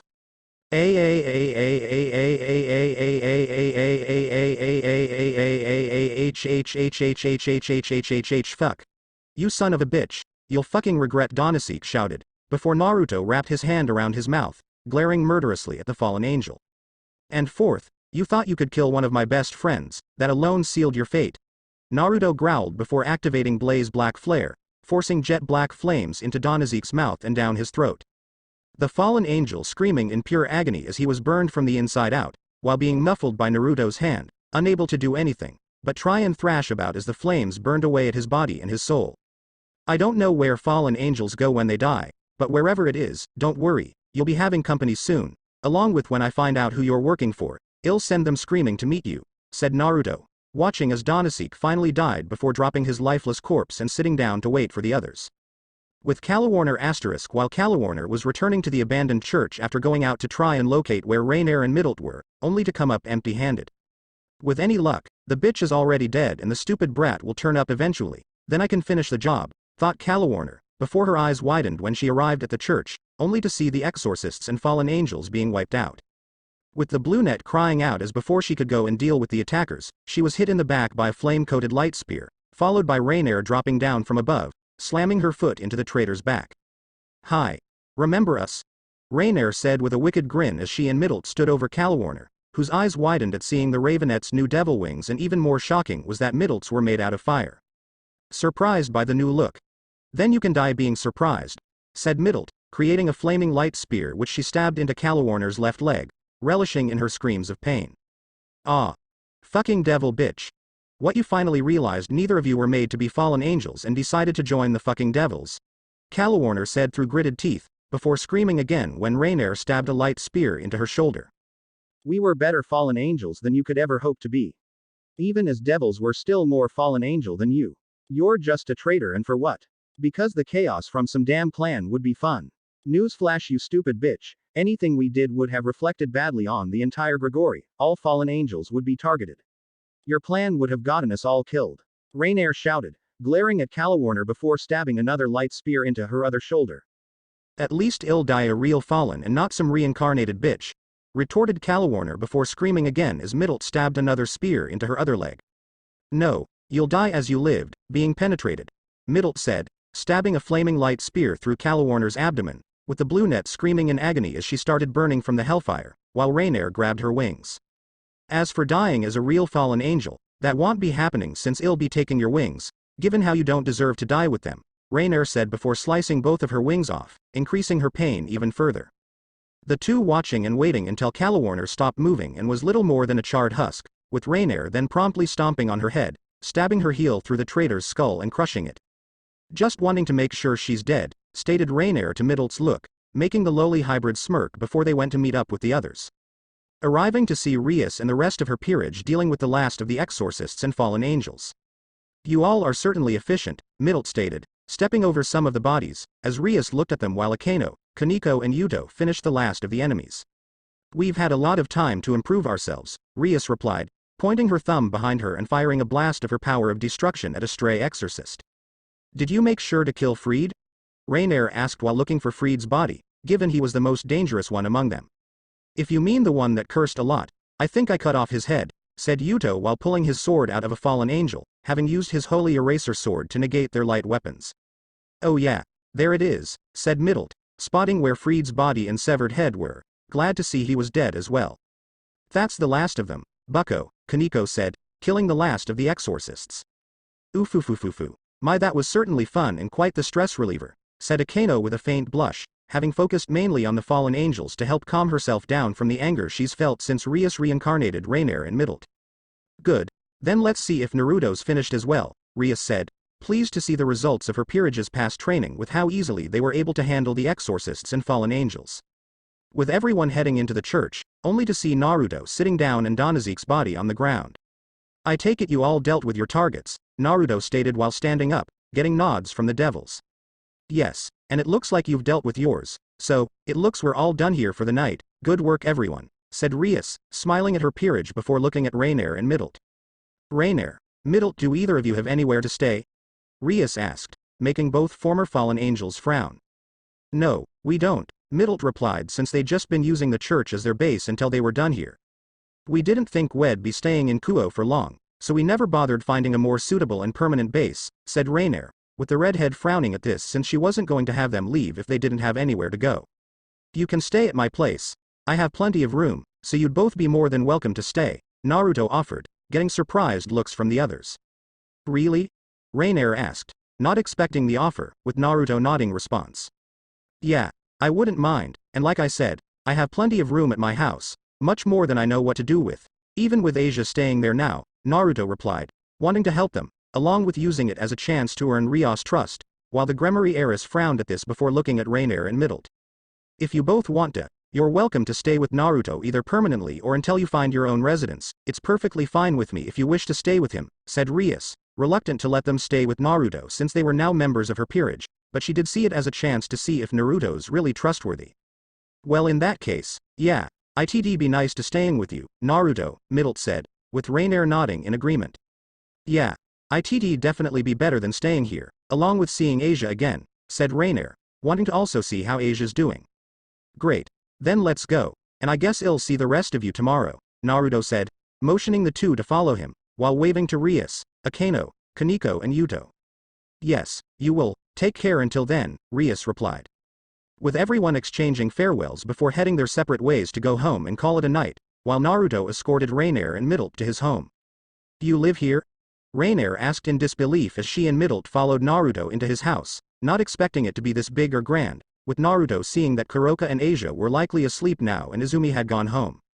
Yeah, along with Asia and a friend of mine as well, you both are also welcome to stay as long as you like, or simply live here permanently if you want, replied Naruto, not minding if they decided they wanted to live here permanently. Are you kidding? The entrance alone is bigger than my old room. Hell yeah, I'd want to live here, Middle said, definitely not minding the idea of living here, with Reiner nodding in agreement, liking the chance to live here. Great. Just pick a room you want for tonight and then we'll see about getting you both some stuff, though, how are you both feeling? With everything that's happened, being betrayed and nearly killed, finding out you're a devil, fallen angel hybrid, and now being reincarnated as a devil, are you both alright? Naruto asked as they sat down in the living room, knowing they've both been through a lot today. With Reiner and Middle sagging slightly in their seats, as everything that had happened fully began setting in for them. It's definitely a lot to take in. I am honestly beating myself up for not realizing Danasek and Fried were traitors. Since Danasek was always a battle maniac that only cared about fighting, while Fried was a psychopath that only cared about killing, while Kalawarner, she had been loyal to Azazel-sama, but mostly since she was able to do whatever she wanted, so it's also not surprising that she'd betray the Gregory if she got a better offer, so the betrayal itself wasn't really surprising in hindsight, Reiner replied, with Middle nodding in agreement. Yeah. What we're really angry about is them nearly killing us and even going to let that psycho Fried rape us. As for finding out I am half devil, that's something I never would have expected, let alone that I am related to the Phoenix clan. I always thought my Two-san was just some random human or another fallen angel my Ka-san slept with, not a Phoenix, said Middle, still surprised that she's related to the Phoenix clan. I know the feeling. Having things change all of a sudden, learning different secrets, it can leave you feeling tired, said Naruto, perfectly understanding the feeling, given he felt it when he first met Ophis and learned about the supernatural world. And what about being devils now? Naruto asked, since that's also a big change to go through, from being fallen angels to being devils. That's going to take some getting used to. I am just glad I still have my original wings, said Reiner, having tried testing to see if she still had her black feathered wings, feeling relieved and happy she still had them in addition to her new devil wings. With Middle also having her original wings, though they still looked like they were made of embers and ashes with the awakening of her devil blood. I actually don't feel that different, besides the obvious, and the new power is something I am really liking so far, Middle said, smirking as she created a ball of hellfire, knowing it'll make her light spears even deadlier. Well, look at it this way, as devils, you'll have the chance to learn plenty of new abilities and powers, allowing you to grow stronger as well as improving what you already know. And don't get cocky middled. Just because you have the same powers as the rest of Phoenix Clan doesn't make you invincible. You still need to learn to use it, master it, then keep improving on it, which is why tomorrow, we'll be continuing your training. You'll also be joining us, Rainier, Naruto said while being glad that tomorrow is Sunday, giving them even more time to train, making the two look at him in surprise. You're still going to train me? Middle asked, not expecting that, having only thought had helped her gain some control over her flames and then leave her training to Rias. And you want me to join you? Asked Rainier, also not expecting him to offer to train her, given they were only really acquaintances. Yes, I am going to still train you Middle, and yes, I am going to train you as well Rainier. Both of you have a lot of potential and I want to help you both reach it, especially since you both didn't still go along with the plan to kill Izumi and extract Asia's sacred gear, Naruto replied, seeing that both of them had potential to become incredibly powerful. Even though the only reason we didn't, is because you showed up? Rainier asked with a raised brow, knowing if Naruto hadn't shown up, they likely wouldn't have checked in with Azazel and learned the truth, instead simply continuing with the original plan. Yes, because that means both of you are also smart enough to not try pissing me off, unlike those idiots that are now dead, said Naruto, making Rainier and Middle laugh slightly since it was true, even after they learned Naruto was here and what he's capable of. Donasek, Freed and Calawarner were still going to try going after Izumi and Asia. Okay, if you're offering to continuing teaching me, I am ready to learn, Middle replied eagerly, knowing with Blaze Black Flare, Naruto had to know a lot about using fire in combat and different ways to use it. Yeah, it'd be nice to get started on seeing what I can do now, added Rainier, also eager for the chance to train with Naruto. I am glad to hear it. We'll start tomorrow, where you'll also be training with Izumi. For now, get some rest, Naruto said, with Rainier and Middle nodding in response before he showed them where some empty rooms they could use were, with the girls taking two on the first floor that connected together. Once that was done, Naruto headed up to his own room and stripped down to his boxers before getting into bed, falling asleep soon after. Timeskip one day the next day, Naruto woke up early before taking a shower and getting dressed before heading downstairs, only to stop when he saw Asia was already awake and in the kitchen. Asia, Naruto said, getting her attention, with the blonde nun looking at him in surprise, not expecting him to be awake already. And Naruto? I wasn't expecting anyone to be up yet. I was preparing breakfast for you and Kuroka, Asia said while biting her lip nervously, having wanted to repay his kindness in letting her stay here, making Naruto frown as he walked over to her. You didn't have to do that. I am not expecting you to do anything for me and neither is Kuroka, said Naruto, not wanting her to think she has to help around to stay here. But I want to thank you for letting me stay here and I don't want to seem ungrateful, said Asia, only for Naruto to smile at her. You don't have to thank me Asia. I was happy to help you since you were lost and didn't have anywhere else to go. I wasn't expecting anything in return. All I needed was making sure you had somewhere to stay and were safe, Naruto said, making Asia look at him in surprise before she smiled brightly at the Uzumaki. Thank you, Naruto. But I still want to do something and I already started, Asia said, wanting to at least finish making the breakfast she started on. Okay, but let me help you, since we actually have two new guests staying here that came back with me last night, said Naruto, getting a curious look from the nun, wondering who else was here, before nodding since she'd only been expecting Naruto, Kuroka and herself. Izumi and Kuroka also told me about your sacred gear, and that you're helping train Izumi to awaken and use hers, Asia said as they began preparing breakfast. Yeah I am. Kuroka and I are also helping teach Izumi magic and martial arts so she doesn't become overly reliant on her sacred gear and have other abilities to fall back on. Are you interested in joining? Naruto asked while looking at Asia, who looked unsure at the idea of learning to fight. I am not sure. I wouldn't mind learning to better control my sacred gear, but I don't know if I'd be any good at fighting, replied Asia, with Naruto nodding in understanding. That's fine, we can just focus on your sacred gear, but the offer to learn magic and martial arts will be open, even if it's only defensive, and I am sure you'd be a great fighter Asia. After all, you're already pretty strong to have a sacred gear and use it to help people, regardless of who they are. That not only makes you strong, but shows you do everything you can to protect the people you care about, said Naruto while smiling at the girl, making Asia blush lightly at his words. Thank you. And Naruto, I'll have to think about it though, Asia said, now thinking about accepting his offer, but wanting time to decide. Of course, the offer is open whenever you're ready, Naruto said, making Asia smile slightly and nod before they heard two steps of footsteps approaching. Looking, they saw Rainier and Middle coming out of their rooms, with Asia's face turning bright red at the sight of them. The reason being Rainier, who was completely naked, showing off her large breasts and bare snatch, and Middle, who was only wearing her lingerie, which was white with black lace. Eep. Asia said before quickly covering her eyes, not expecting the guests Naruto mentioned to be in their underwear or lack thereof. Is that really necessary to come out like that? Naruto asked. Not that fazed by it, given he's already seen plenty of girls and women in their underwear and being completely naked, while Rainier and Middle shrugged. Hey. Not our fault, all we had to wear was our clothes from yesterday, replied Middle, given their old clothes needed to be repaired from their fight, leaving them only the Kuo Academy girls' uniforms Rias gave them, which were currently covered in blood. And do you really think with my usual outfit I actually wear underwear at all? Rainier asked rhetorically while crossing her arms under her breasts. It's nice to see you again, Asia. Rainier added while smiling at the blonde nun, happy she's safe and no longer in danger from the traitors, with Asia uncovering her eyes before they widened as she finally recognized the Ravenet. Our Rainier, said Asia, now really surprised since she didn't think Rainier would be one of the guests and who she guessed was another fallen angel. Yeah, I was gonna tell you that the guests I was talking about are Rainier and her friend Middle, though they aren't fallen angels anymore, at least not entirely, said Naruto, making Asia look at three only to be shocked when Rainier and Middle revealed their devil wings. With the three then explaining what had happened with the traitors and what would have happened to her if they didn't learn someone had altered their orders, something that horrified Asia at how close she came to dying and having her sacred gear extracted. You don't have to be afraid, Asia, we never actually wanted to hurt you, we just thought we were following orders, Rainier assured, with Middle nodding in agreement. And I am sorry that me and Izumi lied to you yesterday about not knowing where the abandoned church was, but neither of us wanted to risk anything happening to you, said Naruto, with Asia shaking her head before smiling shakily at them. It's fine, Naruto, in fact, I should be even more grateful that you took me in to make sure nothing happened to me, and I don't blame you, Rainier, or you, Middle. I am also thankful to both of you for wanting to help keep me safe, and I am glad both of you are still alive, Asia replied, thankful for them in preventing her from being captured and killed. You don't have to thank us, Asia, we're just glad everything worked out, Naruto said while putting a hand on her shoulder, with Rainier and Middle nodding in agreement.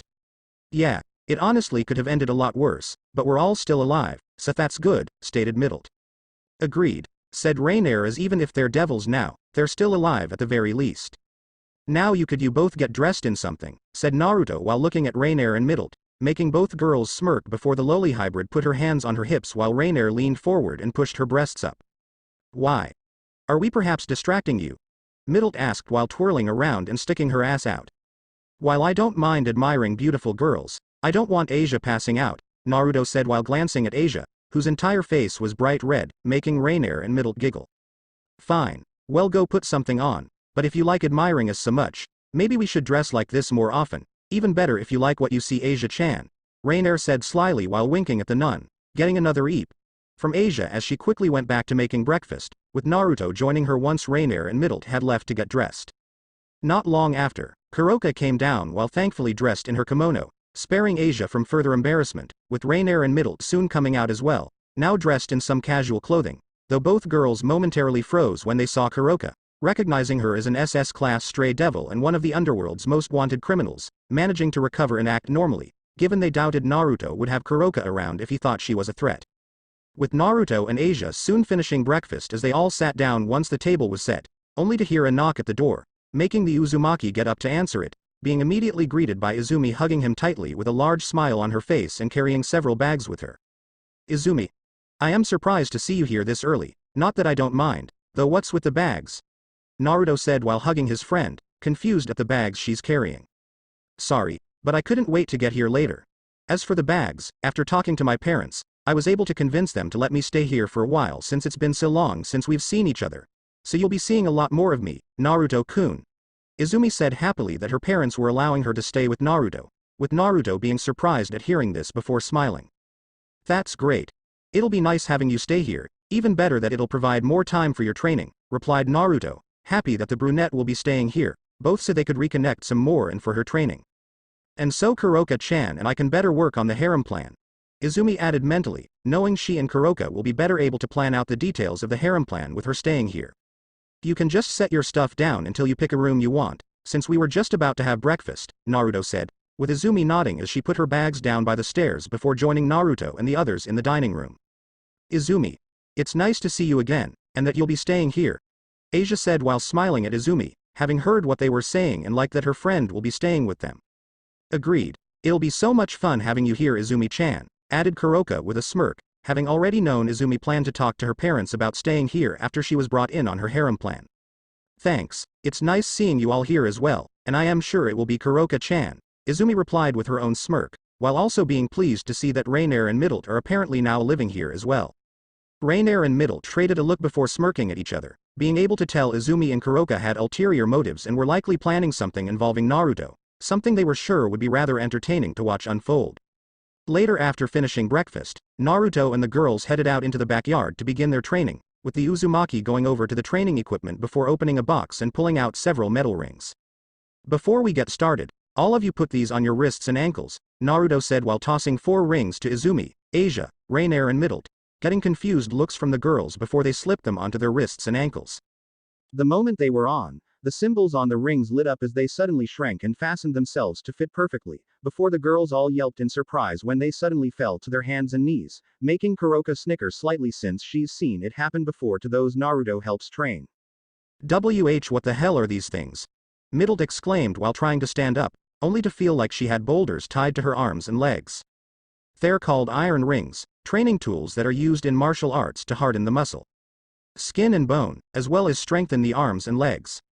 But I improved them with sealing magic, making them register the wearer's height, weight, mass, strength and body types. Then the weight of each ring is increased to the point that the wearer can barely move, but also isn't hindered by them, making them even better for improving your speed and strength, Naruto explained while watching as the girls managed to eventually pick themselves up, with Izumi and Asia taking a little longer than Rainier and Middle due to being human. And why do we need to wear them? Questioned Rainier as she struggled for a moment to move her arms with how heavy the rings were, wondering why she and Middle needed to wear them when they were already pretty fast and strong. Because even if you're already fast or strong, it doesn't mean you should still try improving yourselves. Plus, if you're faster and stronger than your enemies, then you won't have to worry about them catching or hitting you, while for you Asia, it'll help you be able to move faster to heal your allies and dodge attacks. Also, you only have to wear the rings during the training, that way you aren't being hindered in actual combat or anything else, said Naruto, making the girls nod in understanding while he gave them a few moments to get used to the added weight. Now then, we'll be starting off with some basic exercises to help you get used to the rings before moving on to lessons, though Rainier, Middle, do either of you specialize in anything? Naruto asked, wanting to know what they're capable of. I am able to make multiple light spears at once, rather than just one at a time, along with being pretty good at magic, said Rainier. Given most fallen angels could only create a single light spear, she's able to create several at the same time, along with having learned a bit of magic as well. I just have the standard powers of a fallen angel, along with the hellfire, immortality, and control over the wind I now have from awakening my devil blood, Middle said, with the whiskered blonde nodding at this. Okay Rainier, you'll train along with Izumi under Kuroka to start learning more magic. I also have several books you both can read to learn more and better understand the various different types of magic, while Middle, we'll be working on you learning to manipulate your hellfire in different ways, said Naruto, with Rainier nodding at this, liking the chance to learn more types of magic, while Middle looked at him with a raised brow. Don't I just shoot fire at enemies or coat my light spears with them? What else would there be to learn? Middle asked, having thought it'd just be getting better control over manipulating her flames, not using it in different ways. Rather than respond, Naruto held out his hand before creating black flames, which soon began shrinking and condensing into a small orb in his hand, before he then threw it up into the sky, and to the amazement of the girls, aside from Kuroka who's already seen this, the tiny orb exploded into a massive firestorm of black flames. Anyone can learn fire magic and simply shoot it out at enemies, but it takes skill and training to really master it. Try throwing a light spear at me, said Naruto, much to their shock, with Middle looking at the others who also weren't expecting this. Looking back at Naruto and seeing him nod encouragingly, the lowly hybrid created a light spear before throwing it at him, only for them to be surprised that the spear was burned away by black flames before it could touch him. Manipulating your flames for both offense and defense, as well as finding other new ways to use them outside of simply firing them at enemies is what helps show your abilities and imagination. The only limits you have are the ones you believe you have, Naruto said, looking at them and seeing they were listening intently to his words. For you Asia, your sacred gear lets you heal any living creature, right, said Naruto while turning to the nun, who nodded. Yes, but I am only able to heal injuries, it can't regrow lost limbs, get rid of exhaustion, or cure sicknesses, Asia replied, knowing there were still limits to what twilight healing can do.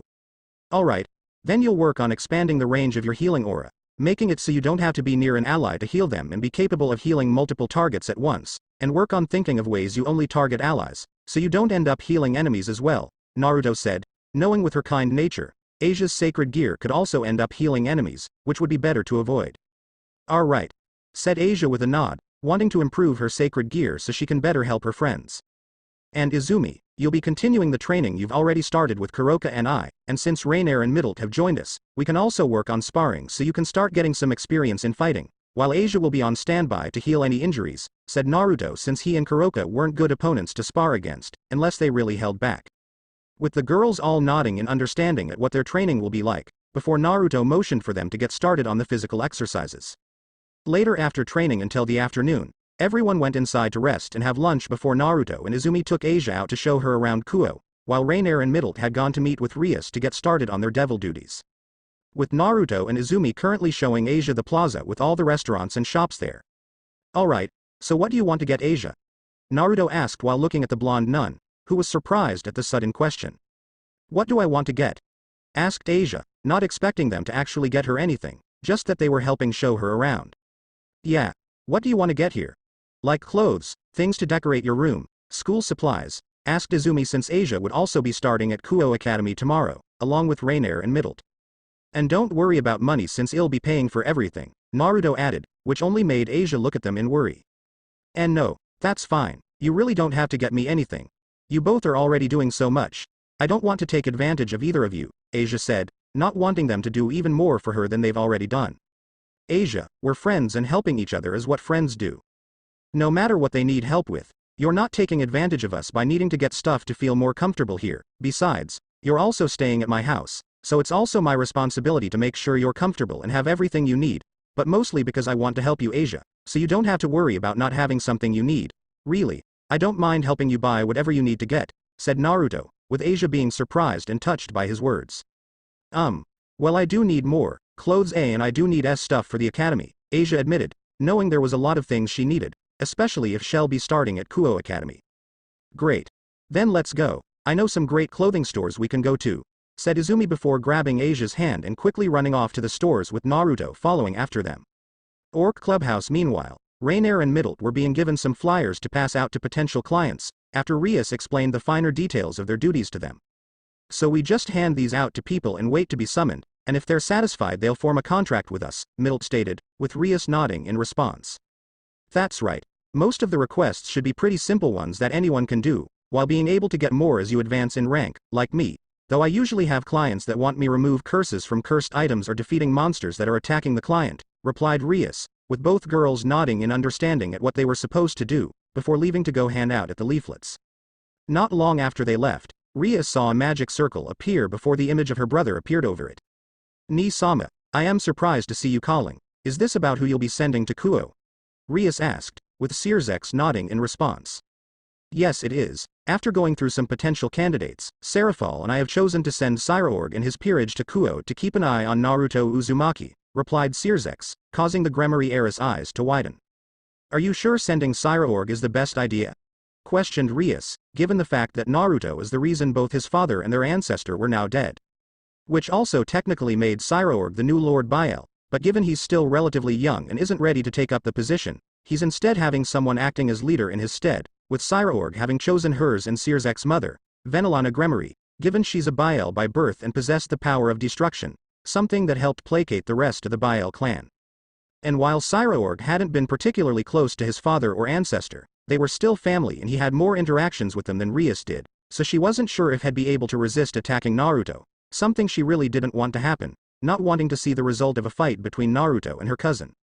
I understand your concern, but I believe Cyraorg will be able to control his emotions and act professionally while in Kuo, but, for the sake of secrecy and ensuring that the rest of the underworld doesn't know that Naruto is in Kuo, we didn't tell him why he's being sent to Kuo, so, you and Sona will have to tell him, and, he should be arriving tomorrow, Sirzek said sheepishly, with Rias' eye twitching in annoyance at hearing this. Gee, thanks Ni-Baka, leaving me to tell Cyraorg that Naruto's in Kuo. I can see just how much you care, Rias said sarcastically in a bitter tone, internally loving the sight her brother crumble under her words before ending the call. The redhead sighed as she leaned back in her chair, before getting up and began stripping to go take a shower and relax, doubting she'll have many moments to relax soon. With Naruto, Izumi, and Asia had gone to several stores, with the brunette managing to get the nun to finally relax and start getting stuff she wanted, with Naruto not being bothered by how much the girls got, while also teleporting everything they bought back home to save them the trouble of carrying everything, with the trio soon leaving the plaza and continued showing Asia around Kuo, eventually ending up at the arcade. Ooh, come on Asia. Me, Naruto-kun and our other friend used to go here all the time when we were little, Izumi said in excitement at getting the chance to go here with Naruto and Asia. And I remember you'd always want to go do something else, after me or Irina beat you at too many games, Naruto said with a smirk, making the brunette give him the stink eye at the reminder. Well, I've been practicing, so it'll be you losing this time, Izumi retorted confidently. Well see, Naruto said still smirking, I am not sure. I've never really been to an arcade, I don't think it'll be any good, said Asia, not sure about trying to play games, only for Naruto and Izumi to grab her hands. Don't worry, we can show you how to play them, said Izumi while smiling at the blonde girl, with Naruto nodding in agreement. Yeah, it's not that hard, just to the opposite of anything Izumi does, Naruto added, with the brunette punching him in the arm in response. Oh okay, Asia said while smiling hesitantly upon seeing that her friends would help her learn, before they entered the arcade. Once inside, Naruto and Izumi took Asia to the different games and showed her how they work before playing them themselves to give her a demonstration before the nun try herself, surprised and impressed when Asia showed to be rather good at some of the games. After showing her how all the games worked, the three each began playing and competing against each other, with Izumi being pleased that she was even able to beat Naruto at a few of them and get the high score. Before the brunette went to a prize grabber, spotting a Pikachu plush before putting in a coin, with Izumi moving the claw over the mouse plush, grinning as it grabbed the toy and dropped it down the chute. Asia, look at what I just won, Izumi said, smiling at her friend and showing her the plush, with Asia smiling at the cute toy only to be surprised when Izumi held it out for her. Here, I want you to have it, so you'll always have something to remember today, said Izumi, surprising Asia as she took the plush before smiling brightly at Izumi. Thank you Izumi, I love it. I'll call it, Rachu-kun, Asia said while smiling at her gift, making Izumi giggle at the name. I am glad you like it. This has been a really fun day with you and Naruto-kun, Izumi said while smiling at Asia, making the other girl blush lightly. I should be thanking you and Naruto for being so kind to me, said Asia, which Izumi waved off. You don't have to thank us Asia, we're friends and as long you're happy we're happy too, stated Izumi. Izumi's right, you never have to thank us for anything Asia, just enjoy yourself, Naruto added, walking up to the girls before showing he won his own prize, a plush of the Fire Dragon King Igneel from Fairy Tail, which he then held out to Izumi while getting a raised brow from the brunette. Did you get that just because I have a dragon-type sacred gear? Izumi asked. Maybe, do you not like it? Naruto asked, with Izumi immediately snatching the toy. I never said that, said Izumi while smiling at her gift, making Naruto smile as well. They're both so kind and caring, I am really happy they're my friends. Thank you Naruto, Izumi, for being my friends, thought Asia while blushing as she looked between the two. The trio played a couple more games before taking their leave as they continued exploring Kuo and showing Asia around. Later once it started getting late, the trio returned to the Uzumaki's house, where they were greeted by Rainier and Middlet in the living room, with Izumi and Asia going to set up their rooms and put away everything they'd gotten while shopping. By the way, what floor are you on Asia? Izumi asked, curious about which room Asia is staying in. Oh, I am actually on the second floor J just down the hall from Naruto's room, replied Asia while blushing slightly at being on the same floor as Naruto's room, with Izumi smiling brightly at this and taking her hand. Great. I plan to stay there too, we can have our rooms be right next to each other, Izumi said as they went up the stairs, with the brunette grabbing her bags on the way up. So, what did you two do today? Naruto asked while sitting in a chair and looked at Rainier and Middlet on the couch, with the two shrugging in response. Nothing much, really, we just passed out leaflets to people and waited to be summoned. We both actually got our first contracts today. I was summoned to help a college student that's studying abroad by getting her notes and helping her confess to her crush, which helped get me a contract with her when everything went smoothly, Rainier replied, though she had been confused with how they both were constantly wearing armor. I was summoned to cosplay for a photoshoot, which was pretty easy since I am just too cute, said Middlet with a smirk before flashing an adorable expression, making Naruto laugh lightly. Well, I am glad things turned out alright for the both of you, and that you managed to form contracts with clients, said Naruto before turning serious. I am sure you both are also wondering about Kuroka. Naruto asked rhetorically, given she's still a wanted criminal in the underworld and an SS-class stray devil. Yeah, we didn't say anything since you must have a good reason to have her around, Middlet said, with Rainier nodding in agreement. She's not really guilty of her crimes, is she? Stated Rainier, figuring that Kuroka wasn't actually guilty of killing her king. Oh no, she killed her former king without hesitation, but it wasn't because she was drunk on power like everyone believes or claims. I won't say why, since that's Kuroka's choice to tell you what really happened, but she had a very good reason for what she did and I trust her completely, and will do everything I can to prove her innocence, replied Naruto, making Rainier and Middle curious of what really happened but nodded in understand, while accepting Naruto's words that she wasn't a threat. Out of curiosity, how did you think of that attack you showed us and that flame armor? Middle asked, curious of how Naruto thought of doing that with his flames. I am just good at thinking outside the box on ways to use my sacred gears and magic, which helps with how sacred gears can change to reflect the thoughts and feelings of their user. Though most of the attacks I've created have come from replicating attacks and abilities I've seen before, with the flame armor actually being inspired by a Tanuki Hanyo I once met that specialized in sand-based attacks, along with anime, manga and other pop culture media, with the other half of the inspiration for the flame armor being the Protega Diabolica from the Harry Potter series, Naruto said, much to both girls' disbelief. Seriously? You get inspiration from pop culture? Questioned Rainier, with the Uzumaki nodding in response. Yes, you'd be surprised at the inspiration you can get from them with how many involve supernatural creatures, gods, and big fighting scenes. I have a lot of them if either of you want to give them a try and see if they give you any ideas, said Naruto, making the girls hum in thought while considering the offer since it could help them. Why not? It can't hurt to see if it can help, Rainier said with a shrug, since it never hurt to try new things and see what you can learn from them. Yeah, and if you really got inspiration for attacks from that stuff, then I definitely have to give it a try, added Middle, wanting to be able to use her hellfire and control over the wind the way Naruto's able to use his own flames. I am sure you both won't regret it, Naruto said with a smirk, knowing how useful manga and anime can be, plus the chance to get them hooked on it as well as too good an opportunity to pass up for the whiskered blonde. Thanks for watching.